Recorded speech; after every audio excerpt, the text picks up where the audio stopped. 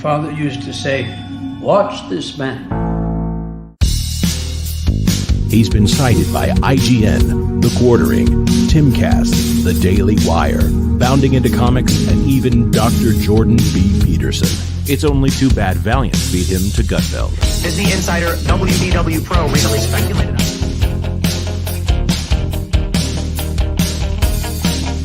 Time and time again, he's broken big entertainment news live on the air. I've been following WDW Pro and his track record for years. If you want to find out what's on the horizon for theme parks, Pro is where you go. There he goes again. Honey Badger gonna do what Honey Badger gonna do. Scooping and scooping and scooping.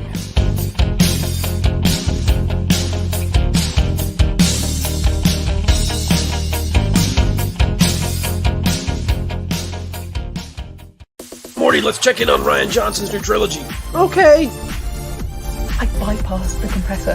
What did you do, Ray? Son of a... That's gonna leave a mark. Now, he was okay, after 6-7 weeks. Okay? They get over it. Kids are resilient like that.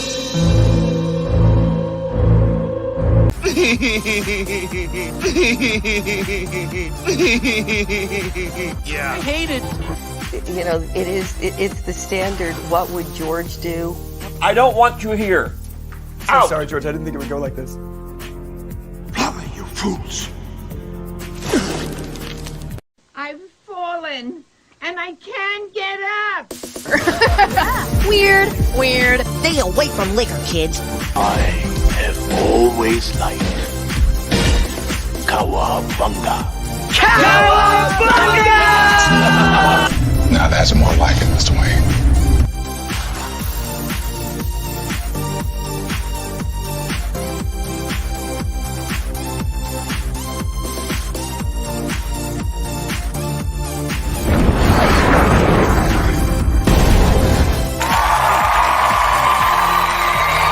It's about how hard you can get hit and keep moving forward. How much you can take and keep moving forward. The Force will be with you, always. That's how winning is done. I am vengeance. I am the night. That's what she said. I am Batman. If I won tonight, I would come home and we'd celebrate. Well, I'm coming home, we're celebrating. God bless you all. Watch your habits, for they become your character. And watch your character, for it becomes your destiny. What we think, we become.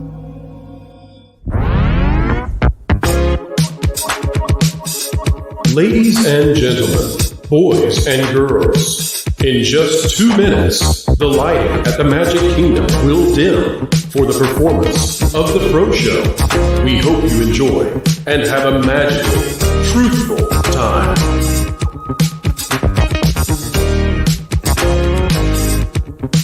For the safety of others, please, no flash photography.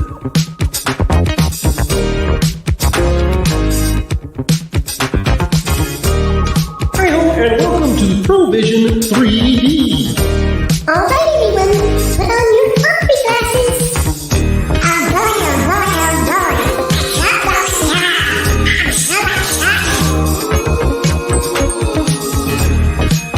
Keep learning, keep growing, and keep having fun.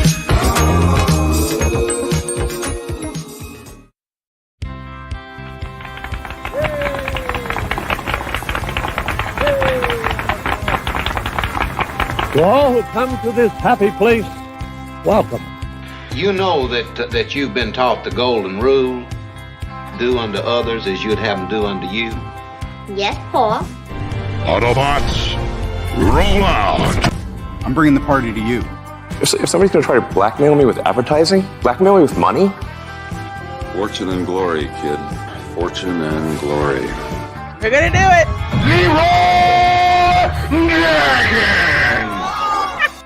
All right, it's time to go to school, son. Come on, get your hands up, man. Are you okay? They'll never take our freedom.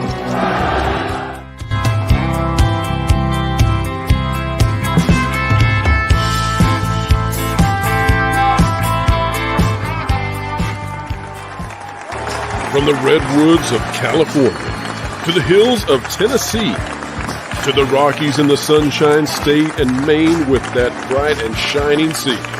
From coast to coast in North America, it's time for your host with the most, bringing you all the entertainment news that should be fun. Ladies and gentlemen, boys and girls, it's time for the show that explains entertainment and gives journalists the next day's headlines. It's the Pro Show Live! Hello, howdy, and how are you folks? Happy to have everybody here with us on a Sunday evening as we get ready to go. And that's right, folks, everybody is on stage all at once because this thing is so packed full of content today that we simply could not go away with doing perhaps intros of every, 5 minutes. Here's a new person. No! You get us all at once, an explosion of personalities right here. Culture Casino, Ron Coleman, Mexican Iron Man, who seems just a wee bit startled, and X-Wing, who is never, ever demure. Gentlemen, welcome to all of you, and don't worry, folks, we will be having, got a little bit of a mic pop from somebody somewhere. Hopefully we get that resolved, but folks, don't worry, we've also got female representation on the way, and by the way, she will be increasing the IQ of everybody involved. Michelle of Force of Light will be joining us ASAP. All right, folks, well, we're going to get started with a heck of a show today, and we're going to be talking about what is going on with entertainment, where it is intersecting with politics. Before we do, though, folks, I'm going to take a brief pause. Mike, are you getting the audio issues that I'm hearing? Your audio sounds like crap. Well, that would be a problem. Mike, how do we sound now? Well, that's better. All right, say it in Spanish. Lo siento mucho, amigos. But, okay, hopefully this will be resolved. We didn't have this problem before. Culture, take the lead on what we've been watching out of entertainment while I get this audio issue fixed. Well, as you know, and that audio issues from Mr. Mexican Iron Man, as you know, we experienced a very strange situation yesterday, probably one of the most remembered things that any of us will have going forward in our life. And what happened was the mainstream media went very much out of their way to slow play it, downplay it, and that just continued on and on. But the problem is that every level of media, as Pro and I talked about this morning, has approached this in not just an irresponsible way, but probably in a way that will cause even further harm in the future. And Pro, I'm glad you're back. Please pick it up. Well, we did not realize that Mike would sabotage us in such a terrible way. Terrible, Mike. Terrible.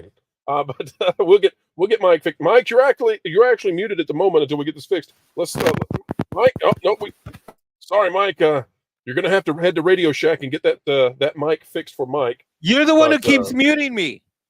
I know, because you're making popping noises. It sounds like Orville is over there with you. Right I'm the problem? Well, you were, but now Culture says Sounds your good loose now. cable has been... Oh, we'll get him back, folks. We'll get him back. You all know that you need a Mexican Iron Man. All right, despite the shenanigans... That's right. Despite the shenanigans of the start here, let's go ahead and bring up our first Super Chats. Then we're going to get in the news, folks. Lots to cover, and we're not going to shy away from where entertainment and politics intersect. We simply will not shy away from that. We believe in covering everything and keep you ahead of the culture curve. It's very important. Araxis has gifted 5 WDW Pro memberships, and we want to say a huge thank you to Araxis for doing so. Thank you so much. Very, very kind of you. We also have from Araxis a member chat, member for 15 months, with VR out of the way. Wonder what that acronym stands for. I'm not sure. Pro makes his move to the coveted Live at 5 Sunday slot. Will he be able to hold this prestigious mountain throne? Well, don't worry, folks. Valiant Renegade will return next Sunday. He is in transit right now, heading back to his sweet swamplands of Louisiana, and he will return to you. He says Live at 5. I still say this is 6. And let's see if we've got Mike. Folks, we'll get Mexican Iron Man back in just a second. Looks like we may have his audio issues resolved. Packing Protons for $10. Do you think Disney is happy with Mark Hamill right now? Packing Protons, how did you figure out the show, the itinerary? How can you possibly know that? Despite towing the company line. It's amazing some people just won't wake up and believe what's going on right in front of their eyes. Totally agree with you there, Mike. Sorry, Mike, you're still having audio issues. We'll bring you back in just a few. All right. Continuing right along, we've got Donna Hergenrether, who says, I met Jonas J. Campbell. Just so everyone knows, he is truly a great dude. And Mexican Iron Man is my newest hero. Have a great show. Donna, it is so good to hear from you, and very, very great that you got to meet Jonas J. Campbell. Do you see who's in that profile picture? I do. That's all right, nice. and Cyrano 2960 has gifted 5 WDW Pro memberships as well. And Cyrano, we always appreciate your support. Thank you so much, everybody. It is time to get to the news. We'll give Mike one more shot on the audio. Mike, survey says... Wait, you've muted yourself, Mike. You have to unmute yourself, Mike. There we go. Mike? I'm afraid to talk. Ladies and gentlemen, we have Mexican Iron Man finally. And you know what? Just to celebrate that we have Mexican Iron Man with full audio capabilities enabled. Mike, can you read this super chat, please? Magister Amaris for $5 says, after the last Acolyte after party, I wanted to say the sociopath coffin twins, Andy and Laylee, are more likable and stable than the Nepo twins. They grow. Well, let me tell you, the Acolyte, I don't know. I mean, X-Wing, maybe you can talk about this better than I can. I don't have any anticipation for the final episode. The writing is so bad, I don't care what's in the final episode, and I don't know what will be in the final episode. There's no tension whatsoever. You're going to love it, buddy. You're going to love it. Yeah. I've seen the leaks. It's incredible. By the way, I've heard, X-Wing, that the people who are behind the Acolyte are the same people who messed up Mike's audio, and we've got a live feed of it. Hang on, folks. Here's the culprits. Here's Murphy. The crab people shall finally reign supreme. Crab people. Only because Jonas is not here to stop me. All right, continuing right along. Mike, read this one for us, please. JWT6577, who's been a member for 1 month, since in a member chat that says, rest in peace, Shannon Doherty from Mallrats. Yes, and from many other programs as well, and quite the starlet of the 90s. Richard Spake, who's been a member for a year, says Pro would be the perfect voice for Alf in a reboot. Yeah, but we're not going to make any crap like that because we are all about quality programming on this channel, and we don't believe in crap. Mike, we're losing you again. Mike, something's cutting into the... You're the one who's out of this world, sweet baby. And we've lost Mike. He's done with the show. He's out. He's not doing this ever again. Wait, is my audio really jacked up, or did you just use that? Well, it was at the beginning of the show. You sound great now. You sound great. Fine now. Yeah. All right, well, let's get to the news, folks. Mike, are you ready? You good to go on this? I forgot how much Jonas gets interrupted on this show. Okay, I guess I'm the Jonas for the day. All right. I love it. All right, here we go, folks. All right, we are starting off with the wonderful world of Disney, and Disney is in quite the conundrum because Disney does not seem to want a particular candidate to be in the White House, and that seems to be jading them in the way that they are handling the events of yesterday.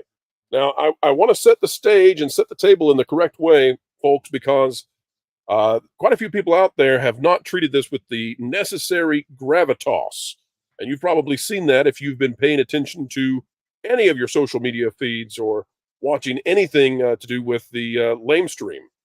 And what I mean by this is that yesterday, we all, and I don't mean this metaphorically, we all dodged a bullet, because had the events of yesterday been about 2 or 3 millimeters different, or had a head not been turned at just the right moment, we're talking about miraculous stuff yesterday. Had that not happened, the landscape of today's society would be so vastly different and so catastrophically different that it's difficult to even conceptualize. Rather than what we have been hearing about and talking about, last night could have been filled with scenes of absolute chaos all throughout the United States. You would have had the RNC convention up in absolute chaos, to be redundant there, but you would have had a maelstrom in politics of trying to figure out what to even do in this situation. And you would have been faced with a scenario where the supporter of one party had eliminated the other party's candidate at the same time that the other party is attempting to perhaps swap out their own candidate, and you would have seen, I mean, it would have been one of the greatest tragedies in the history of America. It would have destabilized the entire world. I don't think I'm overselling this. Ron, is it fair to say that this was very close to absolute tragedy at the highest levels of society? Yes. Ron, fair to say? I'm just listening to what you're saying. You're saying just but for an inch, but for a little bit of wind, but for God's grace, a little bit of divine providence, everything would be different. That is what you're saying, right?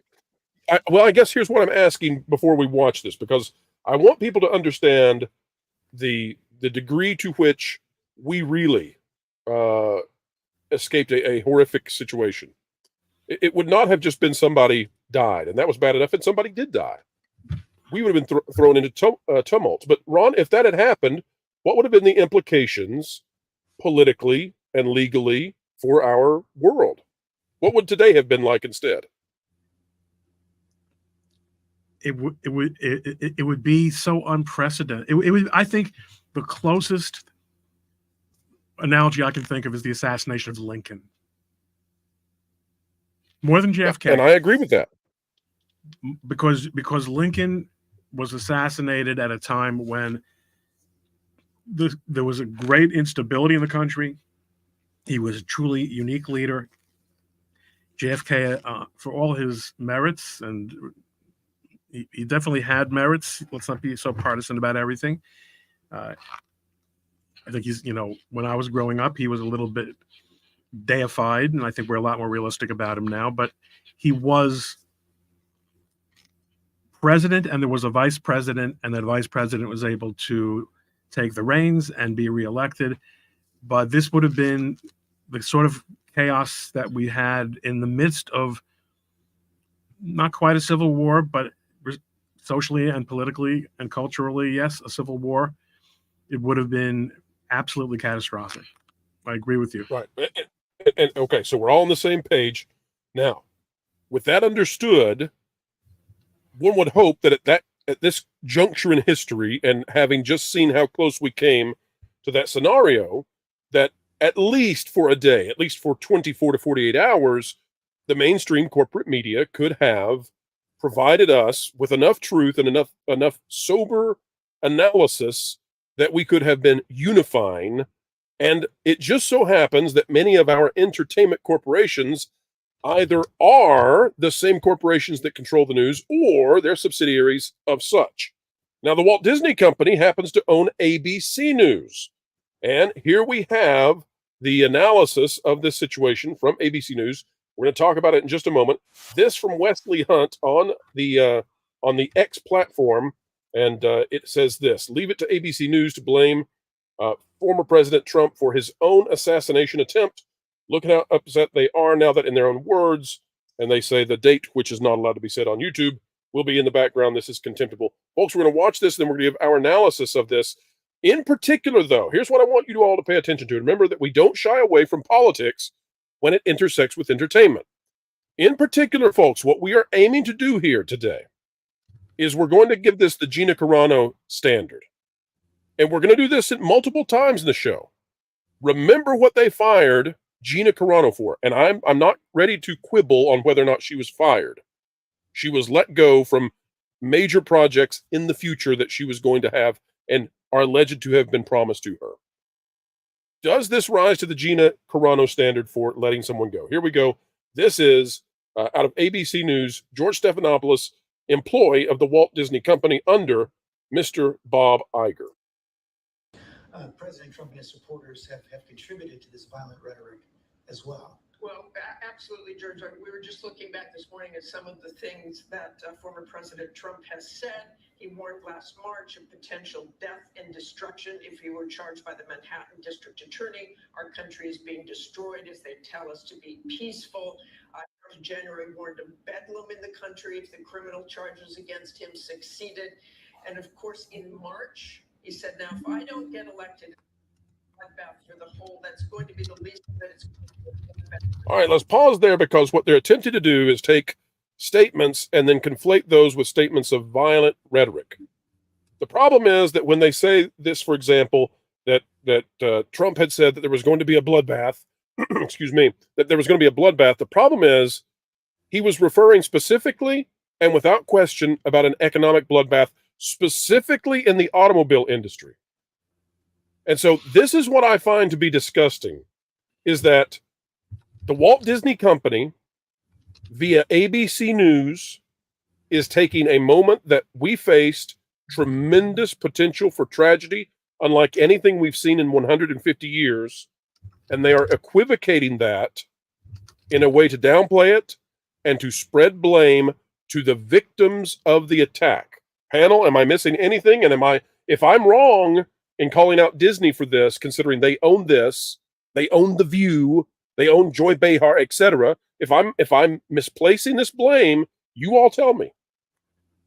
I think you're not going hard enough.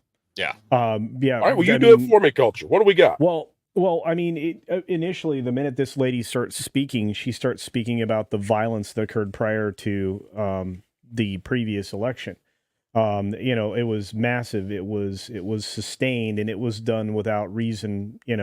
Across the board, it was allowed to continue, and she is juxtaposing his statements, speaking about that violence. In stark contrast, what happened yesterday? Did you see violence in the streets? Did you see chaos? Did you see the complete meltdown of one entire side of the aisle? Of course not. And this is one of the areas in which that was certainly mischaracterized. They've gone to extreme lengths to repeat the same lies again and again, to try to draw the same hate in the same way. What created the circumstance where you had a young person climb on the top of the roof to do what they did? It's the journalism like this coming out of Disney, who also likes to speak directly to your children through their forms of entertainment. I don't think it's quite harsh enough, but I'll be as careful as I can on YouTube. Well, let's bounce with that. So to flow with that idea, if it's the Walt Disney Company that is doing this through ABC News, and they own ABC News, so they have the say in what these people are going to say online and promulgate all throughout the airwaves of America. It seems to me that this is escalation, not unification. In other words, what they're doing is they're attempting to say this was in some way justified and the victim should be held accountable because he's been saying things. And then they use these things which are clearly false if you have at least 15 neurons in your brain that are still firing. So to me, this seems like the perfect example of where Bob Iger could step down and pull out the Roseanne Barr banhammer that he apparently loves so much, get out the Gina Carano gavel, and say to ABC News, we're done with this. We're not going to continue to participate in these partisan attacks, this propaganda that results in violence in our country. X-Wing, any thoughts on this? I'm having a tough time trying to figure out who their demographic truly is. And I will do my best to temper my words here because I'm furious. I've been furious since the events of yesterday. Coming from the younger generation, I think a lot of people believe that we're eating this stuff up, that we're believing it. And I have to wonder, who is the target audience? Is it 15 to 25-year-olds who are impressionable and then just the mentally ill? I don't understand how this continues, because it's sheer lunacy playing out in front of our eyes. And I truly believe that people who are actually on screen don't believe a word that they're saying. They can't. And if they're that moronic, then they need to be put away. That's the bottom line. These are political operatives who don't know where the end of the leash should be. Like, they don't understand that there are certain parameters that they should not pass by them. And they just go on as if this is just mundanity, when it's not. It's clear, as Ron said, this put us at the edge of catastrophe like we've not seen in more than a century, and they're still playing from the same playbook. And they don't recognize, apparently, that the whole world changed. To stand on a pedestal and scream at others for sowing division while being the sole source of just a sweatshop of sewing division. I mean, that's what they do. They do it for clicks. They're the worst grifters in the world, right? We're talking about the worst YouTubers in the world on the world stage. When does it stop? When does the accountability come in? When does everything that I was taught as a child of right and wrong actually get put into action for the people who are older than me? When does it happen? Well, if it didn't happen after yesterday, it's not going to. That's the It's answer. incredible. It will not happen.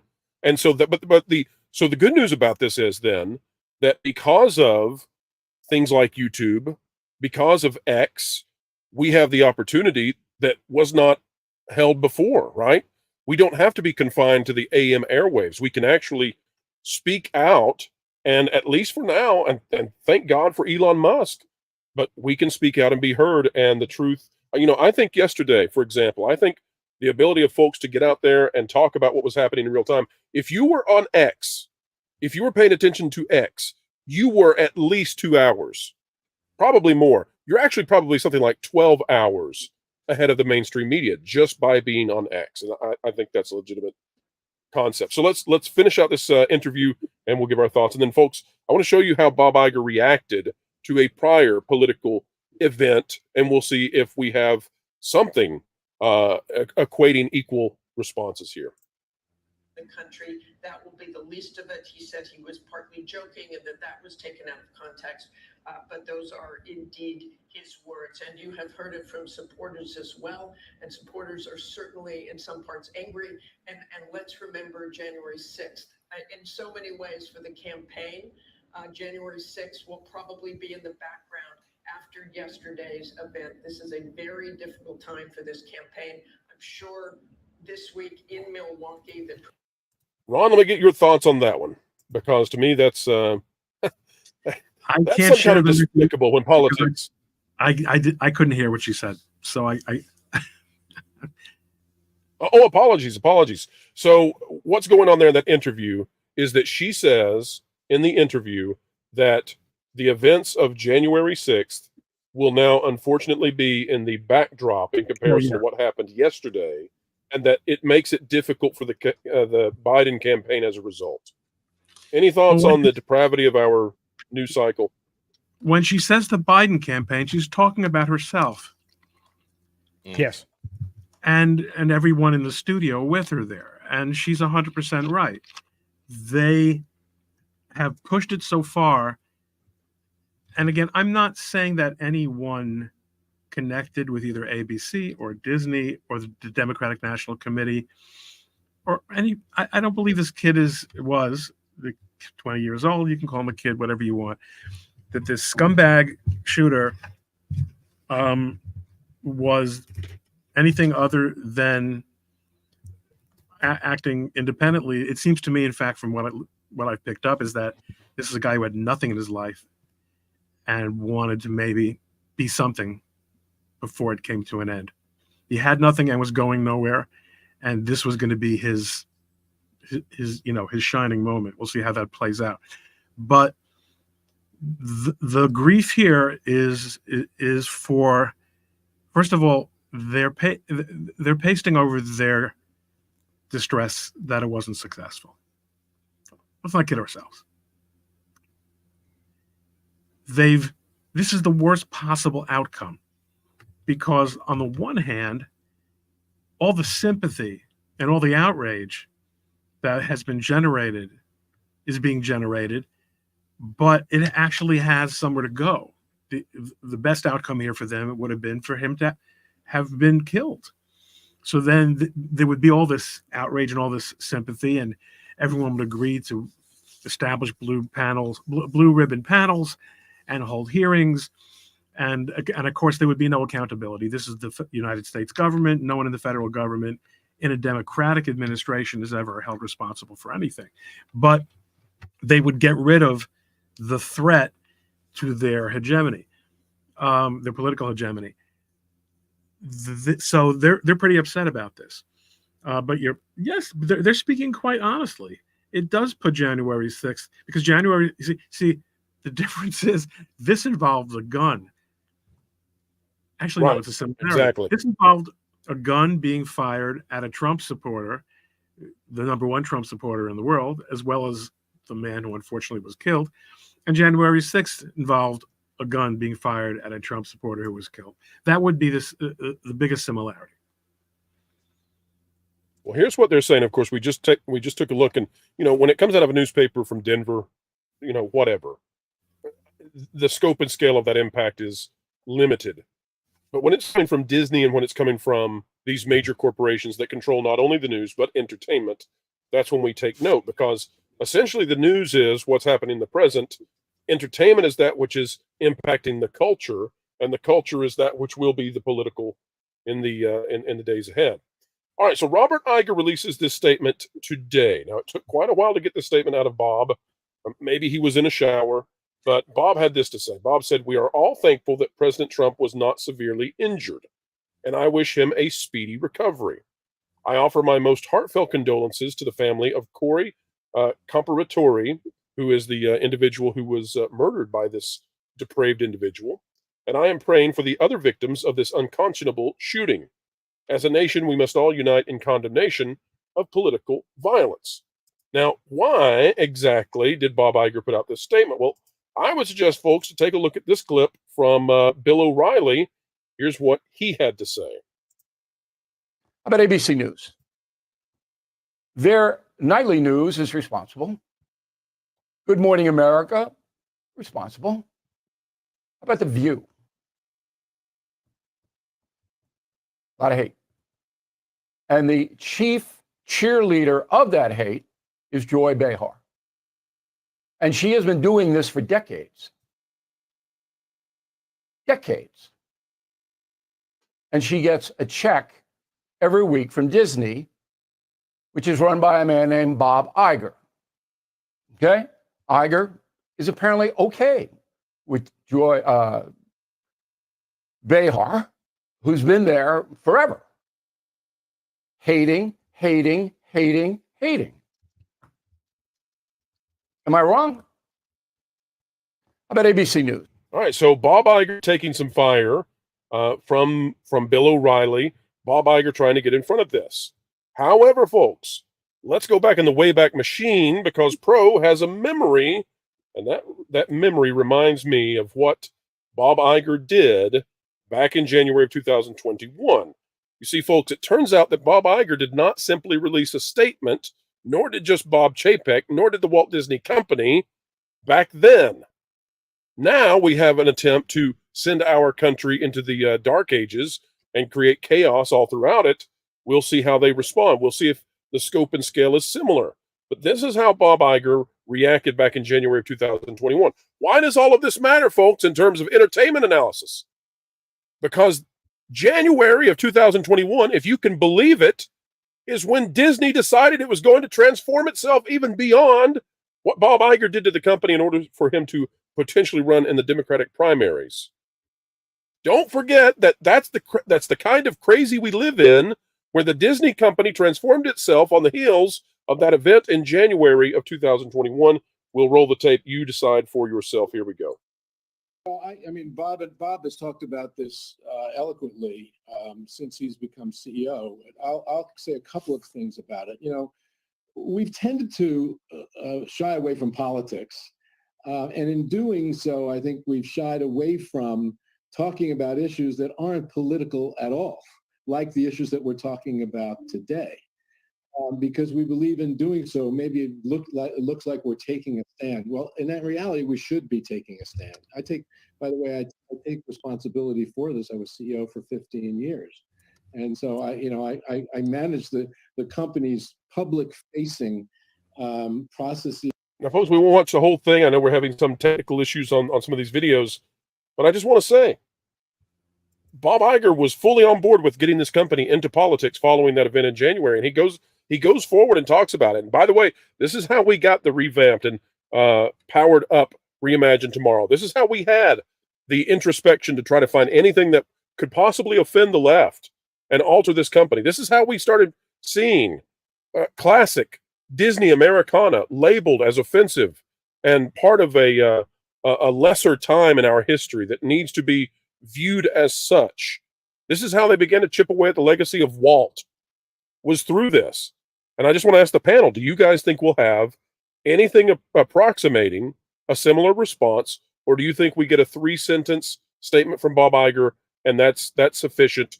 Keep amping up the hate, keep amping up ABC News and their division, and generating as much animosity towards Americans as we can. I don't think he's involved. It's a tough time. They can't get off the gas pedal right now. It's the most important time, right? I mean, Biden's in a bad spot. He's not looking incredible right now. I don't see any reason why ABC or anybody else won't stop peddling sedition to continue to gain traction.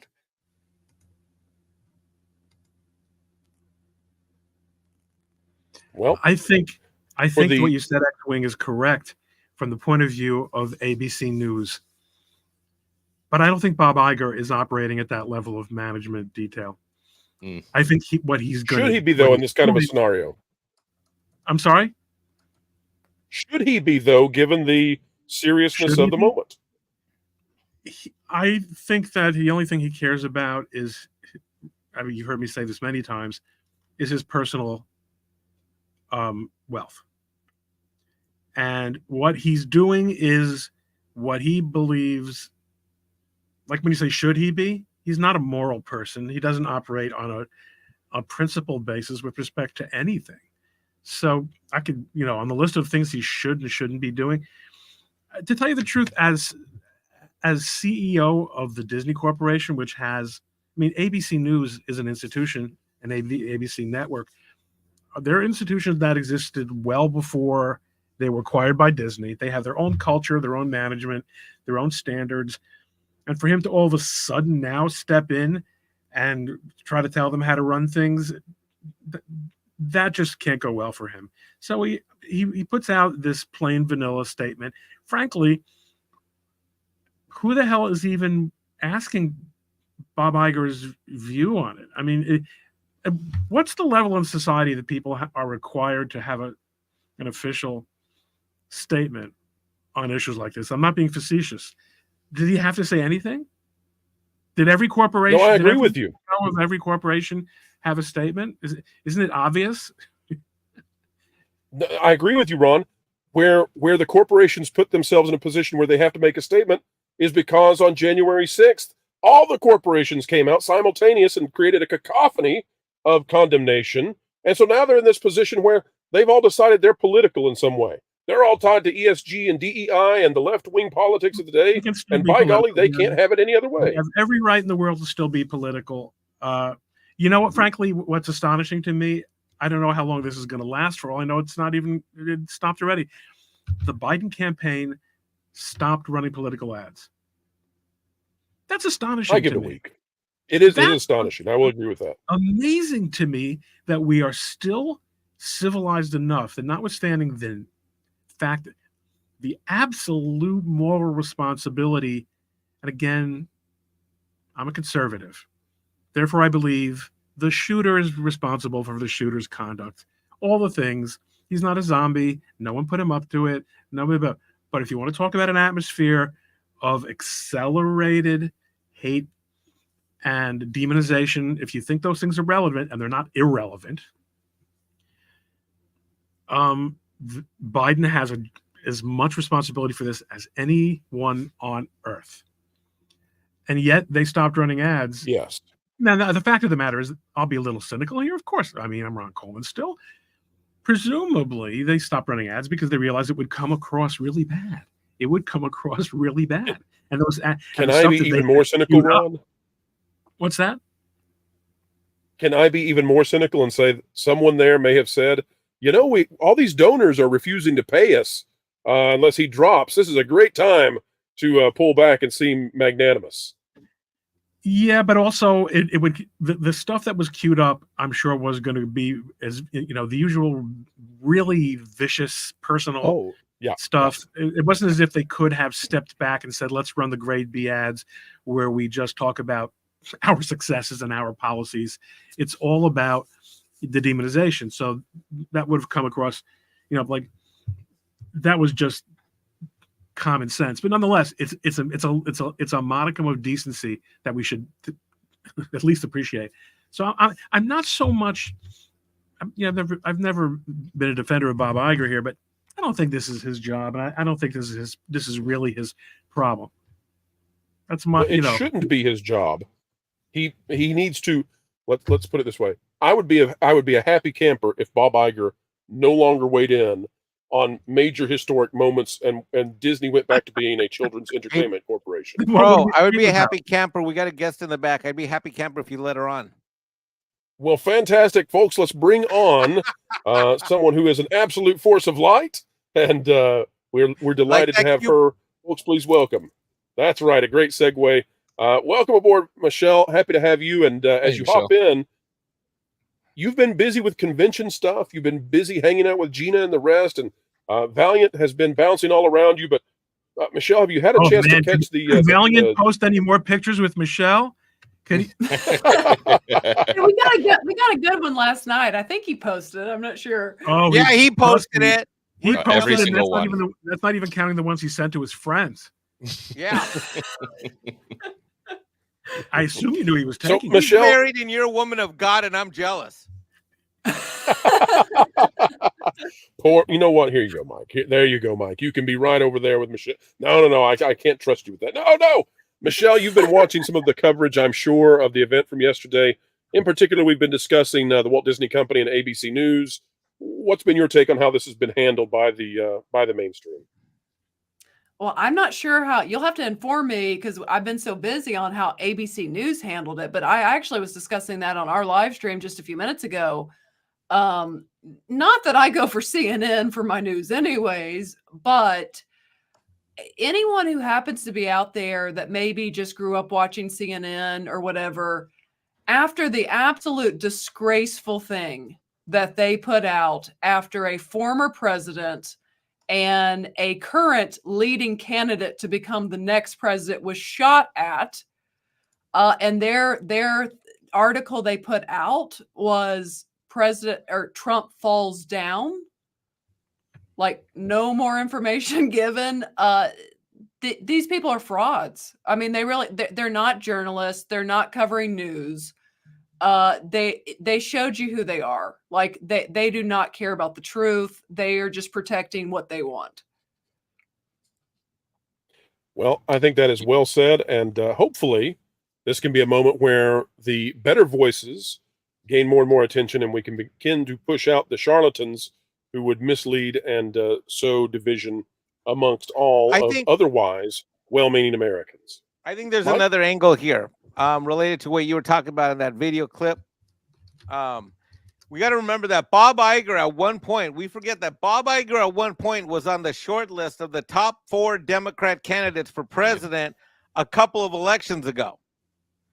And from his book, Pro, and from that clip, which, by the way, you actually did, I think, besides mentioning it today, I've heard you talk about it in greater depth on previous shows, which has been brilliant. But the thing about him is I think he cannot resist the temptation to say something and at least remind the left side of the aisle that he's still out there as the head of Disney, as a CEO, as someone who once was who once was literally, he was on the short list. I mean, he was in the, he didn't make it to the debates, but he was being poised.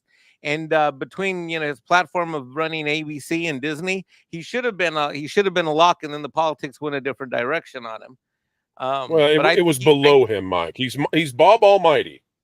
Well, I agree with you 100%. Because in his book, he wrote that. I mean, I can't remember the exact line when I read the book, but essentially he said the only other job that he thinks that might be worth his time would be president of the United States, because to be head of Disney, there's no country head of country that could compare, something like that. But I think he can't resist but make a statement and see himself like he's some kind of important voice, when really he should take your advice, Pro, and stay the hell out of this thing completely. And more importantly, what he should do is provide some leadership with ABC and said, look, we've got to be the fair, unbiased, we got to be the gold standard, which ABC News once was a long, long time ago in a galaxy far away. ABC News and all of its affiliates and all of its segmented and merchandise franchise shows. They were all merchandise. All of the shows that it markets and sells to these local markets for things like The View and all that, which are now super opinionated. Once upon a time, ABC News was known as being fair and unbiased, and I think that's what you're getting at, Pro. But I think Bob, as you've aptly picked up from that video, he can't resist.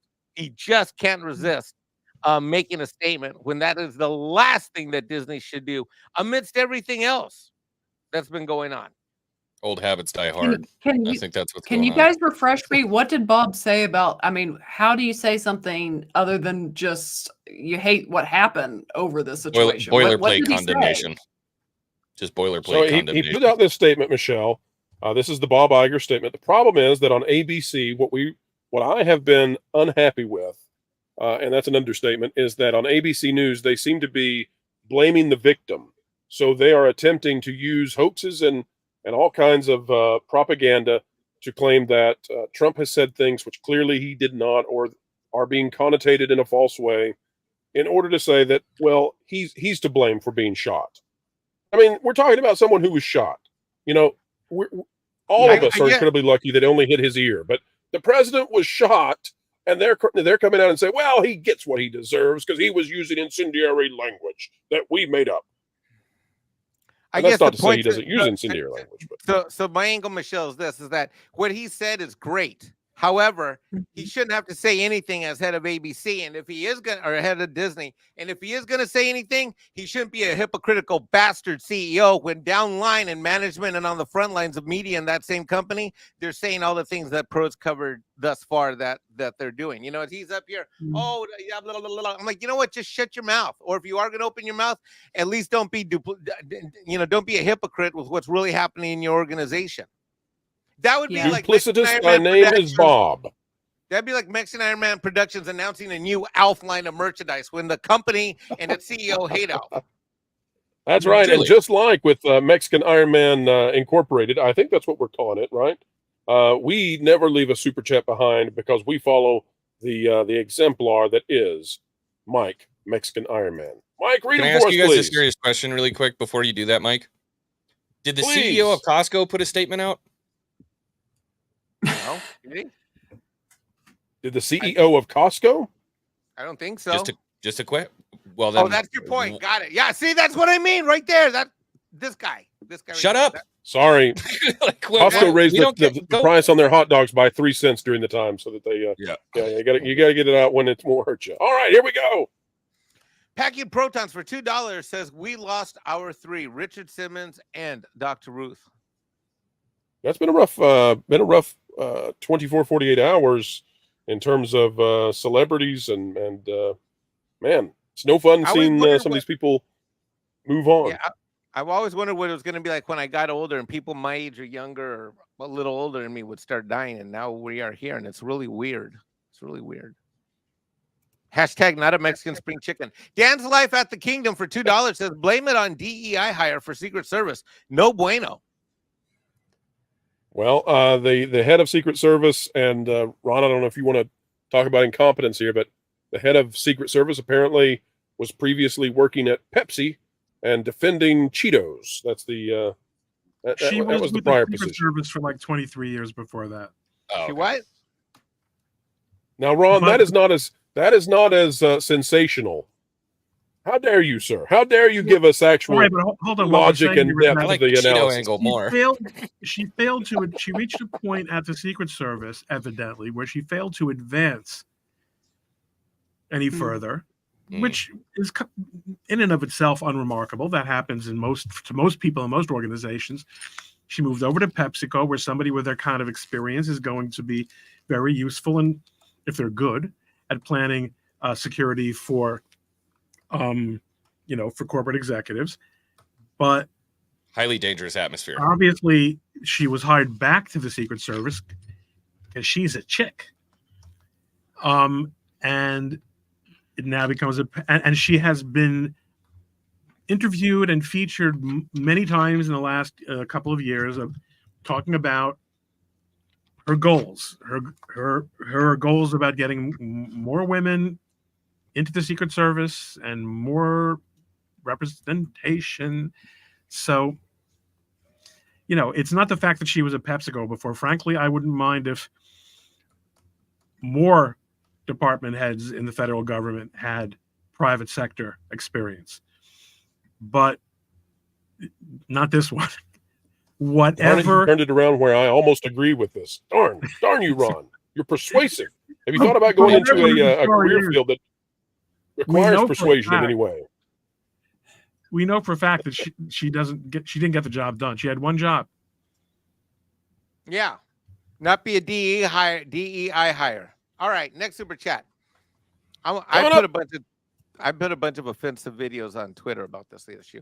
All right, our buddy Jay, great supporter of the channel, as are so many others, has gifted 5 WDW Pro memberships. Make sure your notifications are on. Grab the memberships quick. And Pro, just as an FYI. The letter of the day is J. J. Yeah. What an FYI. Good job, Mike. That's a great FYI. It is the letter of the day. FYI, Michelle's still leaving 11 minutes. Michelle, we need you for at least 12. Hang tight. Okay. All right, I'll go faster. Nathan Rodriguez. At least 12. Nathan Rodriguez for 5. The Acolyte is worse than Velma. Indiana Jones 5. And I can't wait for season 2. Media disaster. 20 times Disney is the worst. Ouch. Nathan, thank you for the super chat. Thanks for the sentiment. Mega Combat, who's been a member for 1 month. Welcome aboard the team, Mega Combat. Just one word for the mainstream media. Disgusting. Agreed. Slim Jim Hoff has become a YouTube member. Thank you, Slim Jim. Welcome to the crew. Welcome. Glad to have you.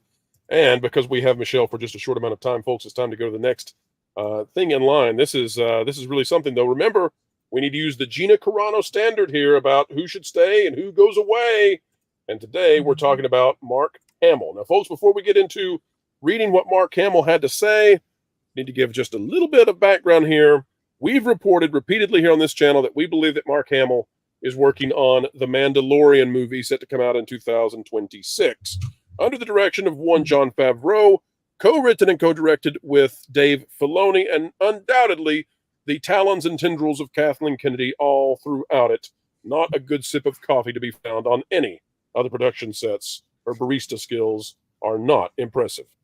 Folks, here is what our dear friend Mark Hamill had to say. Ignore me up here. You know what? We'll read what I had to say. But first, let's read Mark's, okay? So Mark Hamill, again, folks, entertainment, celebrities, they can't contain themselves. We wish they would stop talking about this stuff because then we would be talking about the box office, but they cannot get out of their own way. Mark Hamill says, there is no place for violence in politics ever. I'm grateful the former president is okay. That said, never forget that this is the guy who promised the NRA he would do nothing on gun control and told victims of shootings to just get over it. So, Donald Trump, nearly assassinated, someone dies, people are critically injured, and Mark Hamill decides that he is going to put out falsehoods. And I'm going to show you that it's false in just a moment. But I said to this, Mark Hamill uses an attempted assassination in which at least one person was murdered to promote false partisan propaganda. Mark should be removed from the Mandalorian movie production. And I make that on the basis of what happened to Gina. Because Gina just said, hey, maybe we should stop hating each other. And that was enough to get rid of her. So, folks, since Mark Hamill says that Donald Trump, maybe he didn't deserve it, but we shouldn't forget about him saying that you got to get over it when people get shot. Here's what he actually had to say, folks. We'll go to the original video and see if Mark Hamill is a douchebag or if he's got something legitimate to say here. Here's the video. Hey, bro, don't forget, she changed her pronouns to beep bop boop as well. That was violence. Oh, travesty. Victims and families touched by the terrible school shooting yesterday in Perry, Iowa. To the entire community, we love you, we pray for you, and we ask God to heal and comfort really the whole state and the pain that you have. This is something that's very unique to your state. We're really with you as much as anybody can be. It's a very terrible thing that happened, and it's just horrible to see that happening. It's just horrible. So surprised to hear. have to get over it. We have to move forward. We have to move forward. But to the relatives and to all of the people that are so devastated right now, to a point they can't breathe, they can't live, we are with you all the way. We're with you, and we love you and cherish you. All right, so let's go back to the comment by Mark Hamill. Now we've seen the original in its full context. He told victims of shootings to just get over it. Okay, guys, I got to say, I think that this kind of rhetoric out of people like Mark Hamill, if you're going to fire Gina Carano over what she said and what she did, then Mark Hamill's got to go. He can't be Luke Skywalker no mo. I know, Michelle, you got to go, so why don't you weigh in first and let us, what do you think in comparison to what Gina did versus what Mark is doing here, which I think is absolutely vile? What do we do with the standard they set? Yeah, well, I mean, they don't, their standard is very simple. You agree with them or you're gone. So that is their standard. It is what it is. I think we should all keep that in mind with how we spend our money. Let me requote the words that were used about who I just got to meet this weekend and who is as lovely as she always comes across in person. And as she said when I was up there and I was talking about her case, as she said, I don't have anything to hide, but they have everything to hide. These people said that she was abhorrent. What she was trying to get across, as you said, which was really just don't hate anyone. So basically, that is fair. what Disney. Yeah, it is. So that is their standard. You either walk the line of their political beliefs, Bob Iger and everyone else, or a lot of other people there's political beliefs, or you're gone. So that is their standard. But as far as Mark Hamill, to me, what's most pathetic in that, besides the fact that, as you pointed out, Trump didn't say that, and he's spreading misinformation, is the fact that there, with certain things, there's a time and a place. And I would say that to both sides on certain issues. But good Lord, someone just lost their son, their spouse, their father maybe, and they're trying to grapple with what just happened. As a nation, we just watched a former president get shot at, which I've not witnessed in my lifetime. And Mark Hamill wants to talk about gun control. I mean, get over yourself, Mark. Like not the right time nor the place. If you want to talk about gun control, have at it, but don't do it literally dancing on the grave of someone who just died in less than 24 hours since that person died. It's misrepresenting what the man who shot said. It's insane. Yes, it is. Absolutely. X-Wing, you seem to be disagreeing. Your face says Not you're at not at all. all in agreement with any of us here at all. I just think shame needs to make a really big comeback in America. Shame Amen. really needs to come back. Amen. You know what I'll do is I'll reference from a great man, Ronald Reagan. I will reference a quote. He was shot. He was taken to the hospital. He's bleeding in his lung, and he looks at the doctors and he says, "I hope none of you guys are Democrats," because he just had an attempt on his life.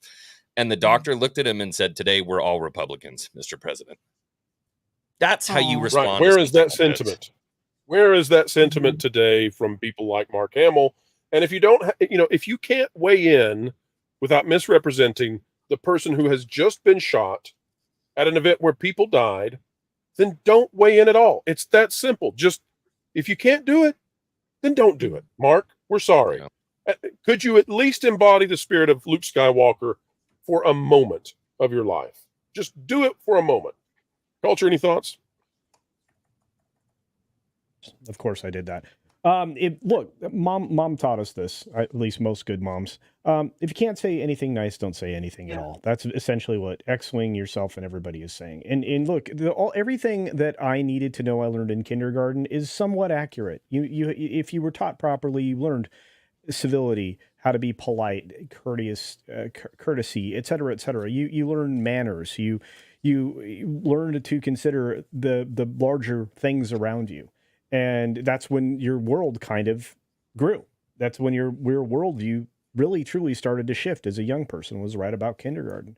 And so I always go back and say, okay, if I just apply the old rules that I grew up with, I probably am going to be safe. Mark Hamill's never been safe. In fact, he's quite detestable. And if we are applying the Gina Carano rule, I can see a whole lot of people at Disney losing their jobs right now. It's not just tied to Mark. It's tied to pretty much all the performative baloney sausage that went along with all the things today, including the news report that we covered. So truthfully, that's what's required in these moments, is for everybody to speak truth. We had some insane person do something despicable. They were compelled to do so by a larger amount of rhetoric than I have ever witnessed in my lifetime. The likes of which, I could only have imagined maybe back in the 40s. And that's disgusting to me. Doing all of the things that are being done right now, including Davro, these activities, these things to misdirect every piece of behavior that you're actually doing. You're gaslighting. You're essentially projecting what you feel onto everything else. That's all we're seeing right now. It is a whirlwind of propaganda, misinformation, and everything else. And of course, they accuse anybody who actually has the facts or any shred of detail.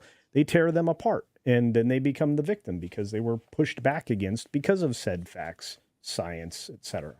I'm tired of it, but at the same time, there's a time and a place, just to refer to what Michelle said, because we don't have that anymore. And did anyone live through the Red Scare? Yeah, of course I did. I'm old. Okay, so if you lived through that, does this feel reminiscent of that at all? This is way beyond the pale. Even beyond the idea that my parents talk about being taught to climb under a desk. I'm like, that ain't gonna work, kids. You're gonna go up like a matchstick anyway. You My just dad be talks underneath about that all the time. Yeah, it's like why am I under a Those desk? desks were mighty sturdy, Culture. Very sturdy desks back in the day. Lead paint.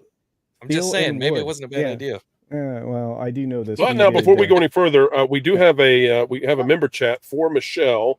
Michelle, I want to make sure we get this before you head out. Space Dave 2000, member for 14 months, and we love Space Dave. Check him out on That Game Place, Culture Casino over there, leading the helm there. Michelle, how should we respond as Christians? And Michelle, too, broadly, if you want to talk about those who hold Judeo-Christian beliefs and how they might respond, that could be helpful. Well, a scripture immediately popped in my mind out of Ephesians: "Be angry and sin not. Don't let the sun go down on your wrath." Basically, I would say I was not shocked by anything that happened yesterday. I have been praying for President Trump for a while now, and I pray for Biden too. I don't want any one of them to get killed. But I would just say, as a Christian, or as you said, Judeo as well, I would just say that we need to pray. We need to pray for safety. We need to pray for our nation. Prayer is the best thing I think that we can do. Because it is what it is. It's unfortunate we are where we are as a nation. And I just think prayer is the very best thing that we can offer. I know some people on Twitter act like that doesn't mean anything, but it does. So I say do that. Ron, any thoughts from the Jewish perspective? And also, if you start off quoting Joshua, I'm going to get more nervous than other books. No. There's no distinction here. I think we all see the issues the same way. There's, morally speaking, it's very straightforward. I mean, I think it's important to go back to your original question, which was, how does this comport with the Gina case?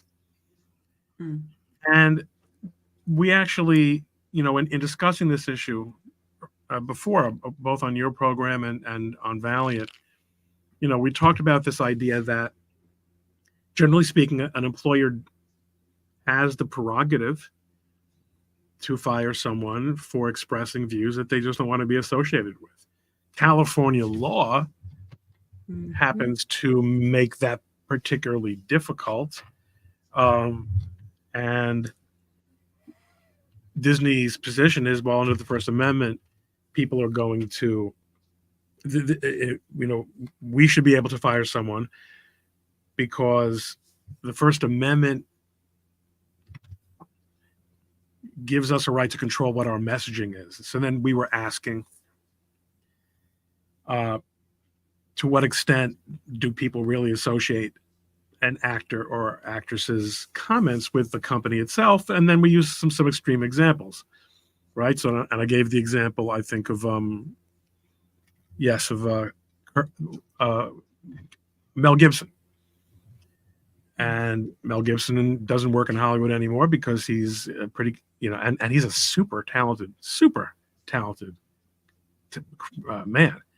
But he's not only anti-Semitic, but he can't keep his mouth shut about it being anti-Semitic. I suppose if I worked in Hollywood for any appreciable amount of time, I'd be anti-Semitic myself. But I think I never thought we'd have to clip something out from Ron Coleman about. Well, I mean, I don't think I would have much use for Hollywood Jews at all, starting now, and I've never worked there at all. But so there, but on the other hand, California law does prohibit some measure of this. But we do start with the premise that the company can decide. And I do think, though, that this is a great, if Gina's, let's put it this way, Gina's, I think, gonna win the motion to dismiss. It hasn't been decided yet. Her lawyers might consider putting in a supplemental submission demonstrating, because if you remember, in their opposition to the motion to dismiss by Disney, they cited a number of awful Disney talent comments that evidently Disney did not find particularly offensive. So they might want to throw this one onto the fire as an additional example for the court to consider. I think you raise a good point there. Well said. Michelle, I know you've got to head on out, but tell the folks out there what they can expect from Force of Light Entertainment. Yes, you can catch us over there at Force of Light, my sister and I, but I will have my final review of the show that we call The Acolyte coming out this Tuesday. And then I'll also be reviewing the new Twisters, I think comes out this week. So we'll see if that's any good or not. But definitely go subscribe to Force of Light Entertainment. If you want to, I just did a live stream kind of showing everything that happened over the weekend. Well, not everything, but we had fun, so you can go check that out. But thank you so much for having me on. I will end it with that is what I would say we should all do. What was the best part of the convention, Michelle? It's hard because it's like, it was so great to meet Gina, but it's also just great to hang out with people like, Valiant, Nick of Echo Base. I got to meet Tabitha, Dreaming of Tabitha, Jay, just to see all these people that I've come to respect. And it's so fun to get to meet YouTubers or people that are in our chats in person. So that was what made the weekend for me. Hold on a second. Michelle, where is the little stuffed drunk 3PO plushie behind you? He is downstairs because I'm going to go see Jay tomorrow at Dollywood, and I forgot to take it with me because I had it up there for a video last time because I want him to sign his little foot. So the Canadian bear is going with me, but I will show you this. I just wanted to make sure he didn't come by and steal the bear. He did not steal my bear, but I did get my Gina Funko Pop finally signed. Awesome. I'm really excited. She should be a just doctor. Confirm Michelle is 12 foot tall. Can you stand up? The roof doesn't. The camera's got an angle. Oh, the roof has an angle. It goes down. Okay. Just making sure. Well, Michelle, thank you for being here.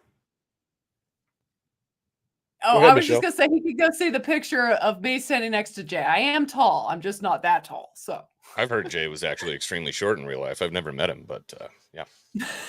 No, that man is fucking massively tall and large. Nah, I don't think so. Mike Towers. I hung out over with him. him Mike multiple Towers. times. What are you talking about? I've known him for like 6 That's years. not what the Wikipedia page says. I'm just saying.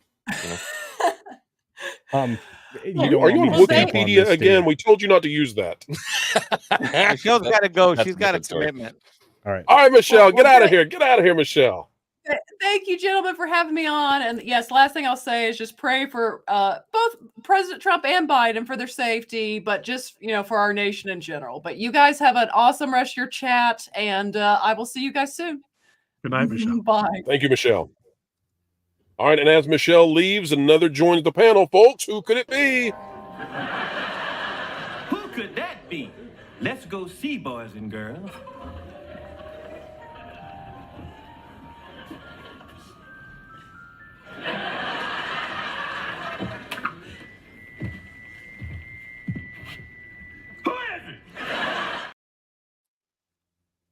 All right, folks, it is Lauren Connor. Lauren, welcome to the show. As we do the, there we go, twisting everybody around there. Lauren, we've been talking about Mark Hamill and the vile thing that he has posted out here, where, yes, he says that there's no place in violence. He's happy that Trump is okay. And then he goes on to put forth these disingenuous, I think that's as generous as I can be, these disingenuous claims about the former president as if that is somehow justifying in some small way what happened. Lauren, if we apply the Gina Carano standard to this from Disney, what should happen here in your estimation? And even just from a corporate common sense standpoint, what do you think Disney should do when their actors are acting this way? Well, I suppose the first thing that I would say is I think everybody right now ought to be thinking real carefully about anything that they want to say online for a little bit. This is a time for some pretty serious self-reflection and considering how we've allowed our speech to get to the level that it is to allow you to demonize people with different opinions from the other side of the aisle and consider them less than human. And so just as a starting point, I think everybody ought to be pausing on posting just about anything when it comes to these kind of things. As to Mark Hamill himself, if you don't mind me using his X tag, I don't think there's really a need for Mark to be involved in anything going forward anyway. He's been brought in primarily as a courtesy because he's attached to the legacy character, and Lucasfilm has wanted to show respect to him for his work in the past and to allow him to be on set and give pointers to the people who are actually acting as the stand-ins. But that's a courtesy. It's not something that's necessary going forward if you're going to be using Luke. And I think there's lots of potential options that they could use there if they want to continue to use Luke and they don't want to use Mark. Will they do that? Probably not. He has the opinion that their side heavily favors. But should that happen? Yeah, I think it probably should. I think it's time to stop tolerating this kind of nonsense.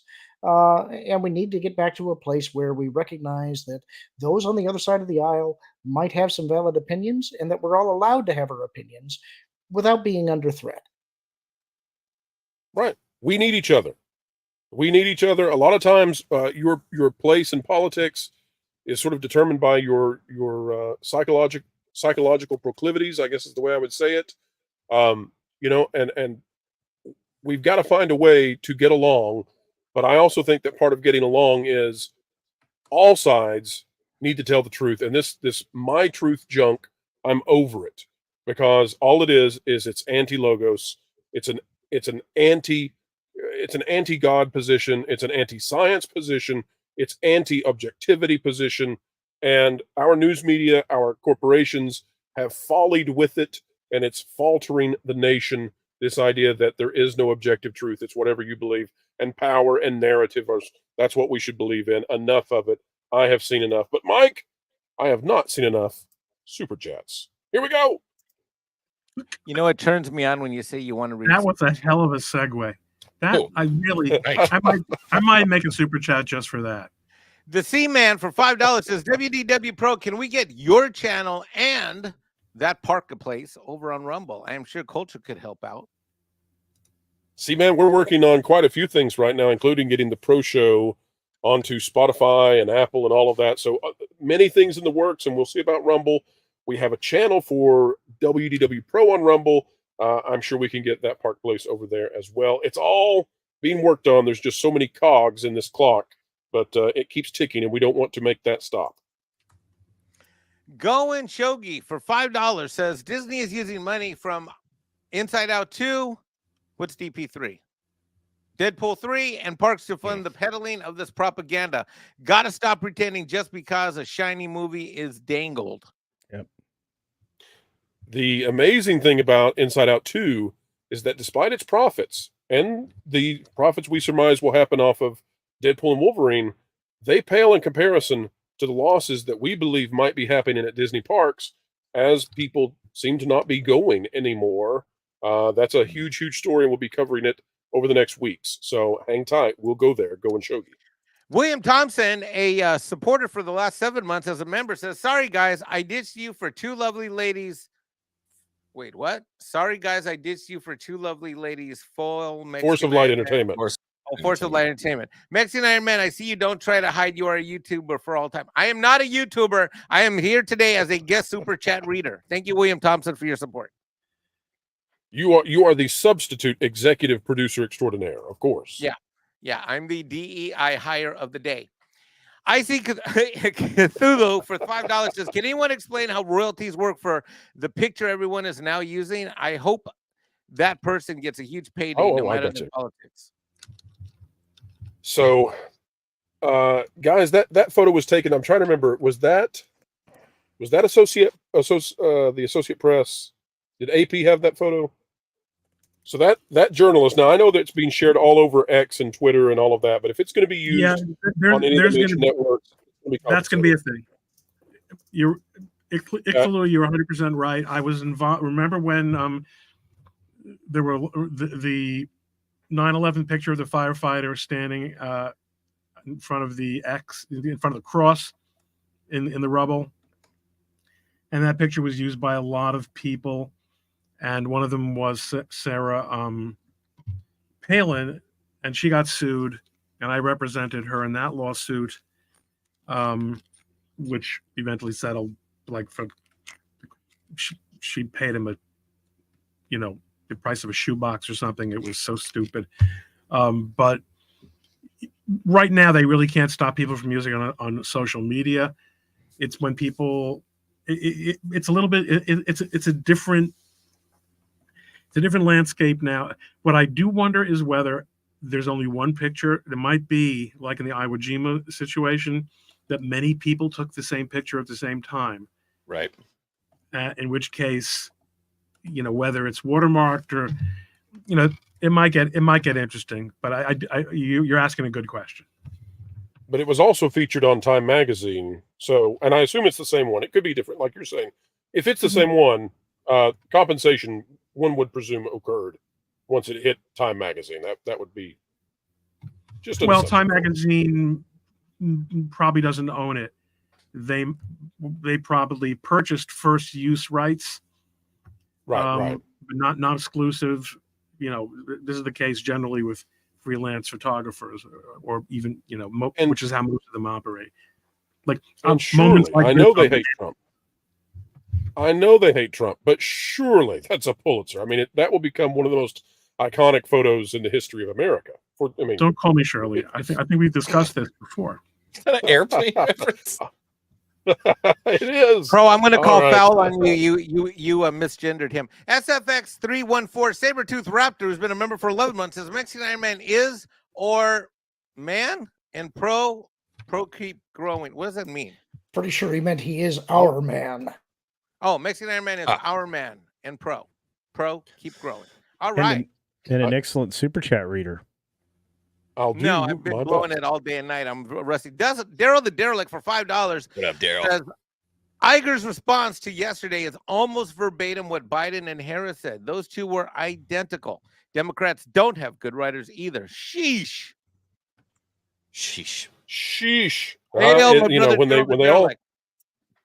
When they all say the same thing, you got to wonder if it's coming from spontaneity or if it's coming from a shared screed. Have you seen the press rolls before where they do all the major news networks yes. and they are Well, like literally verbatim in cadence and everything, the exact same thing on every single network? It's insane. Amazing how those teleprompters work. And folks, we want to apologize. We had to get in Michelle's outro in an appropriate fashion and all of that. Normally when people drop hundreds, we pull those super chats up quickly. So apologies on not doing that as fast and as expediently as usual. Mike, go ahead.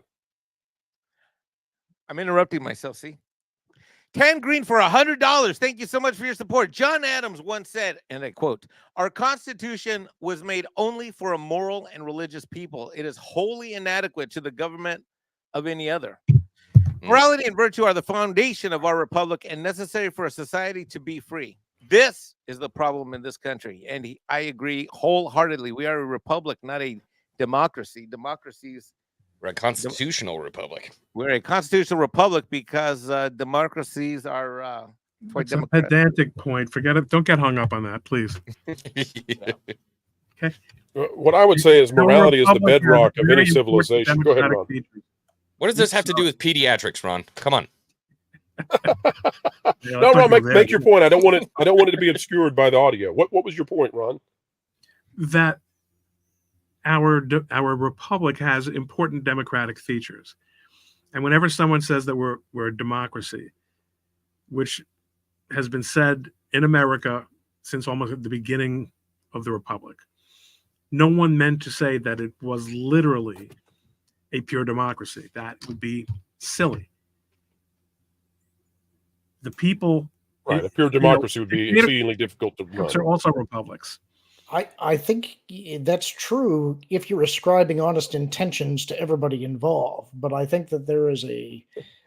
You're 100% right. The people are using the term democracy as a way to disparage their view of democracy, which is with a capital D. You're 100% right. And when they do that, then we call them out. It doesn't matter what rules and regulations, what standards you put out.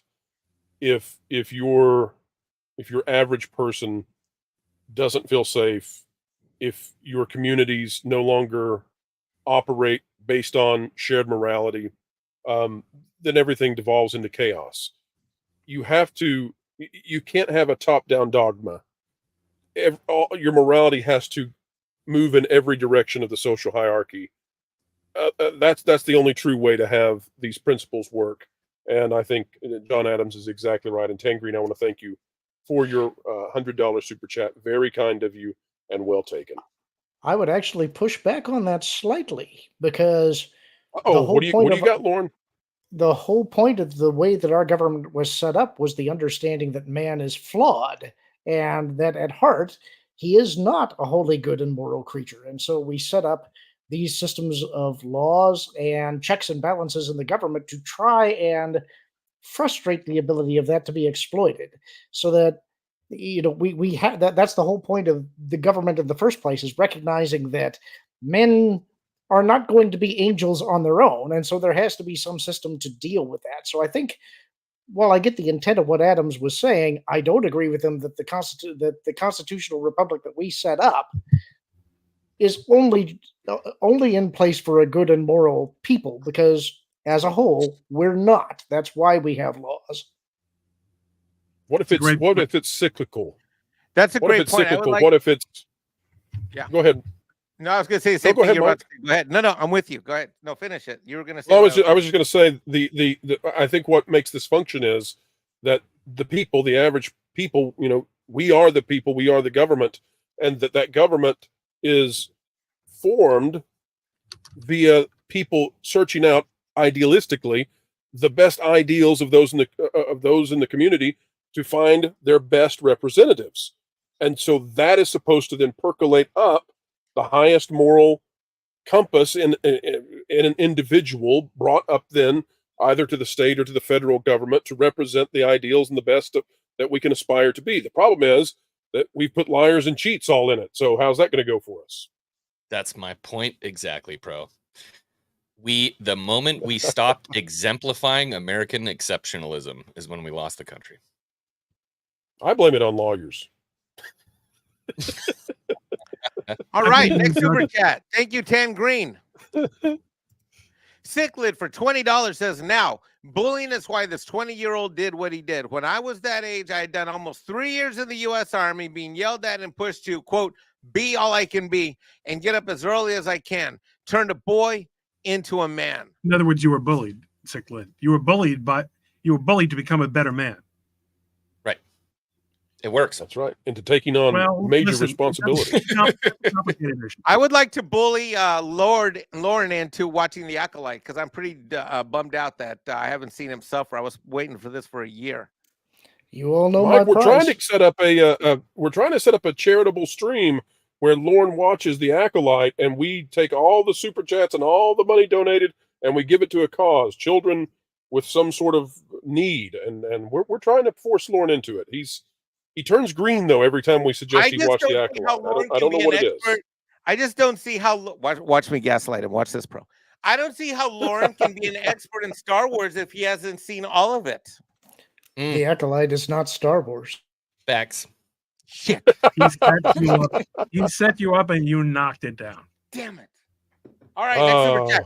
Photon Empress for $100. Woo! Yikes.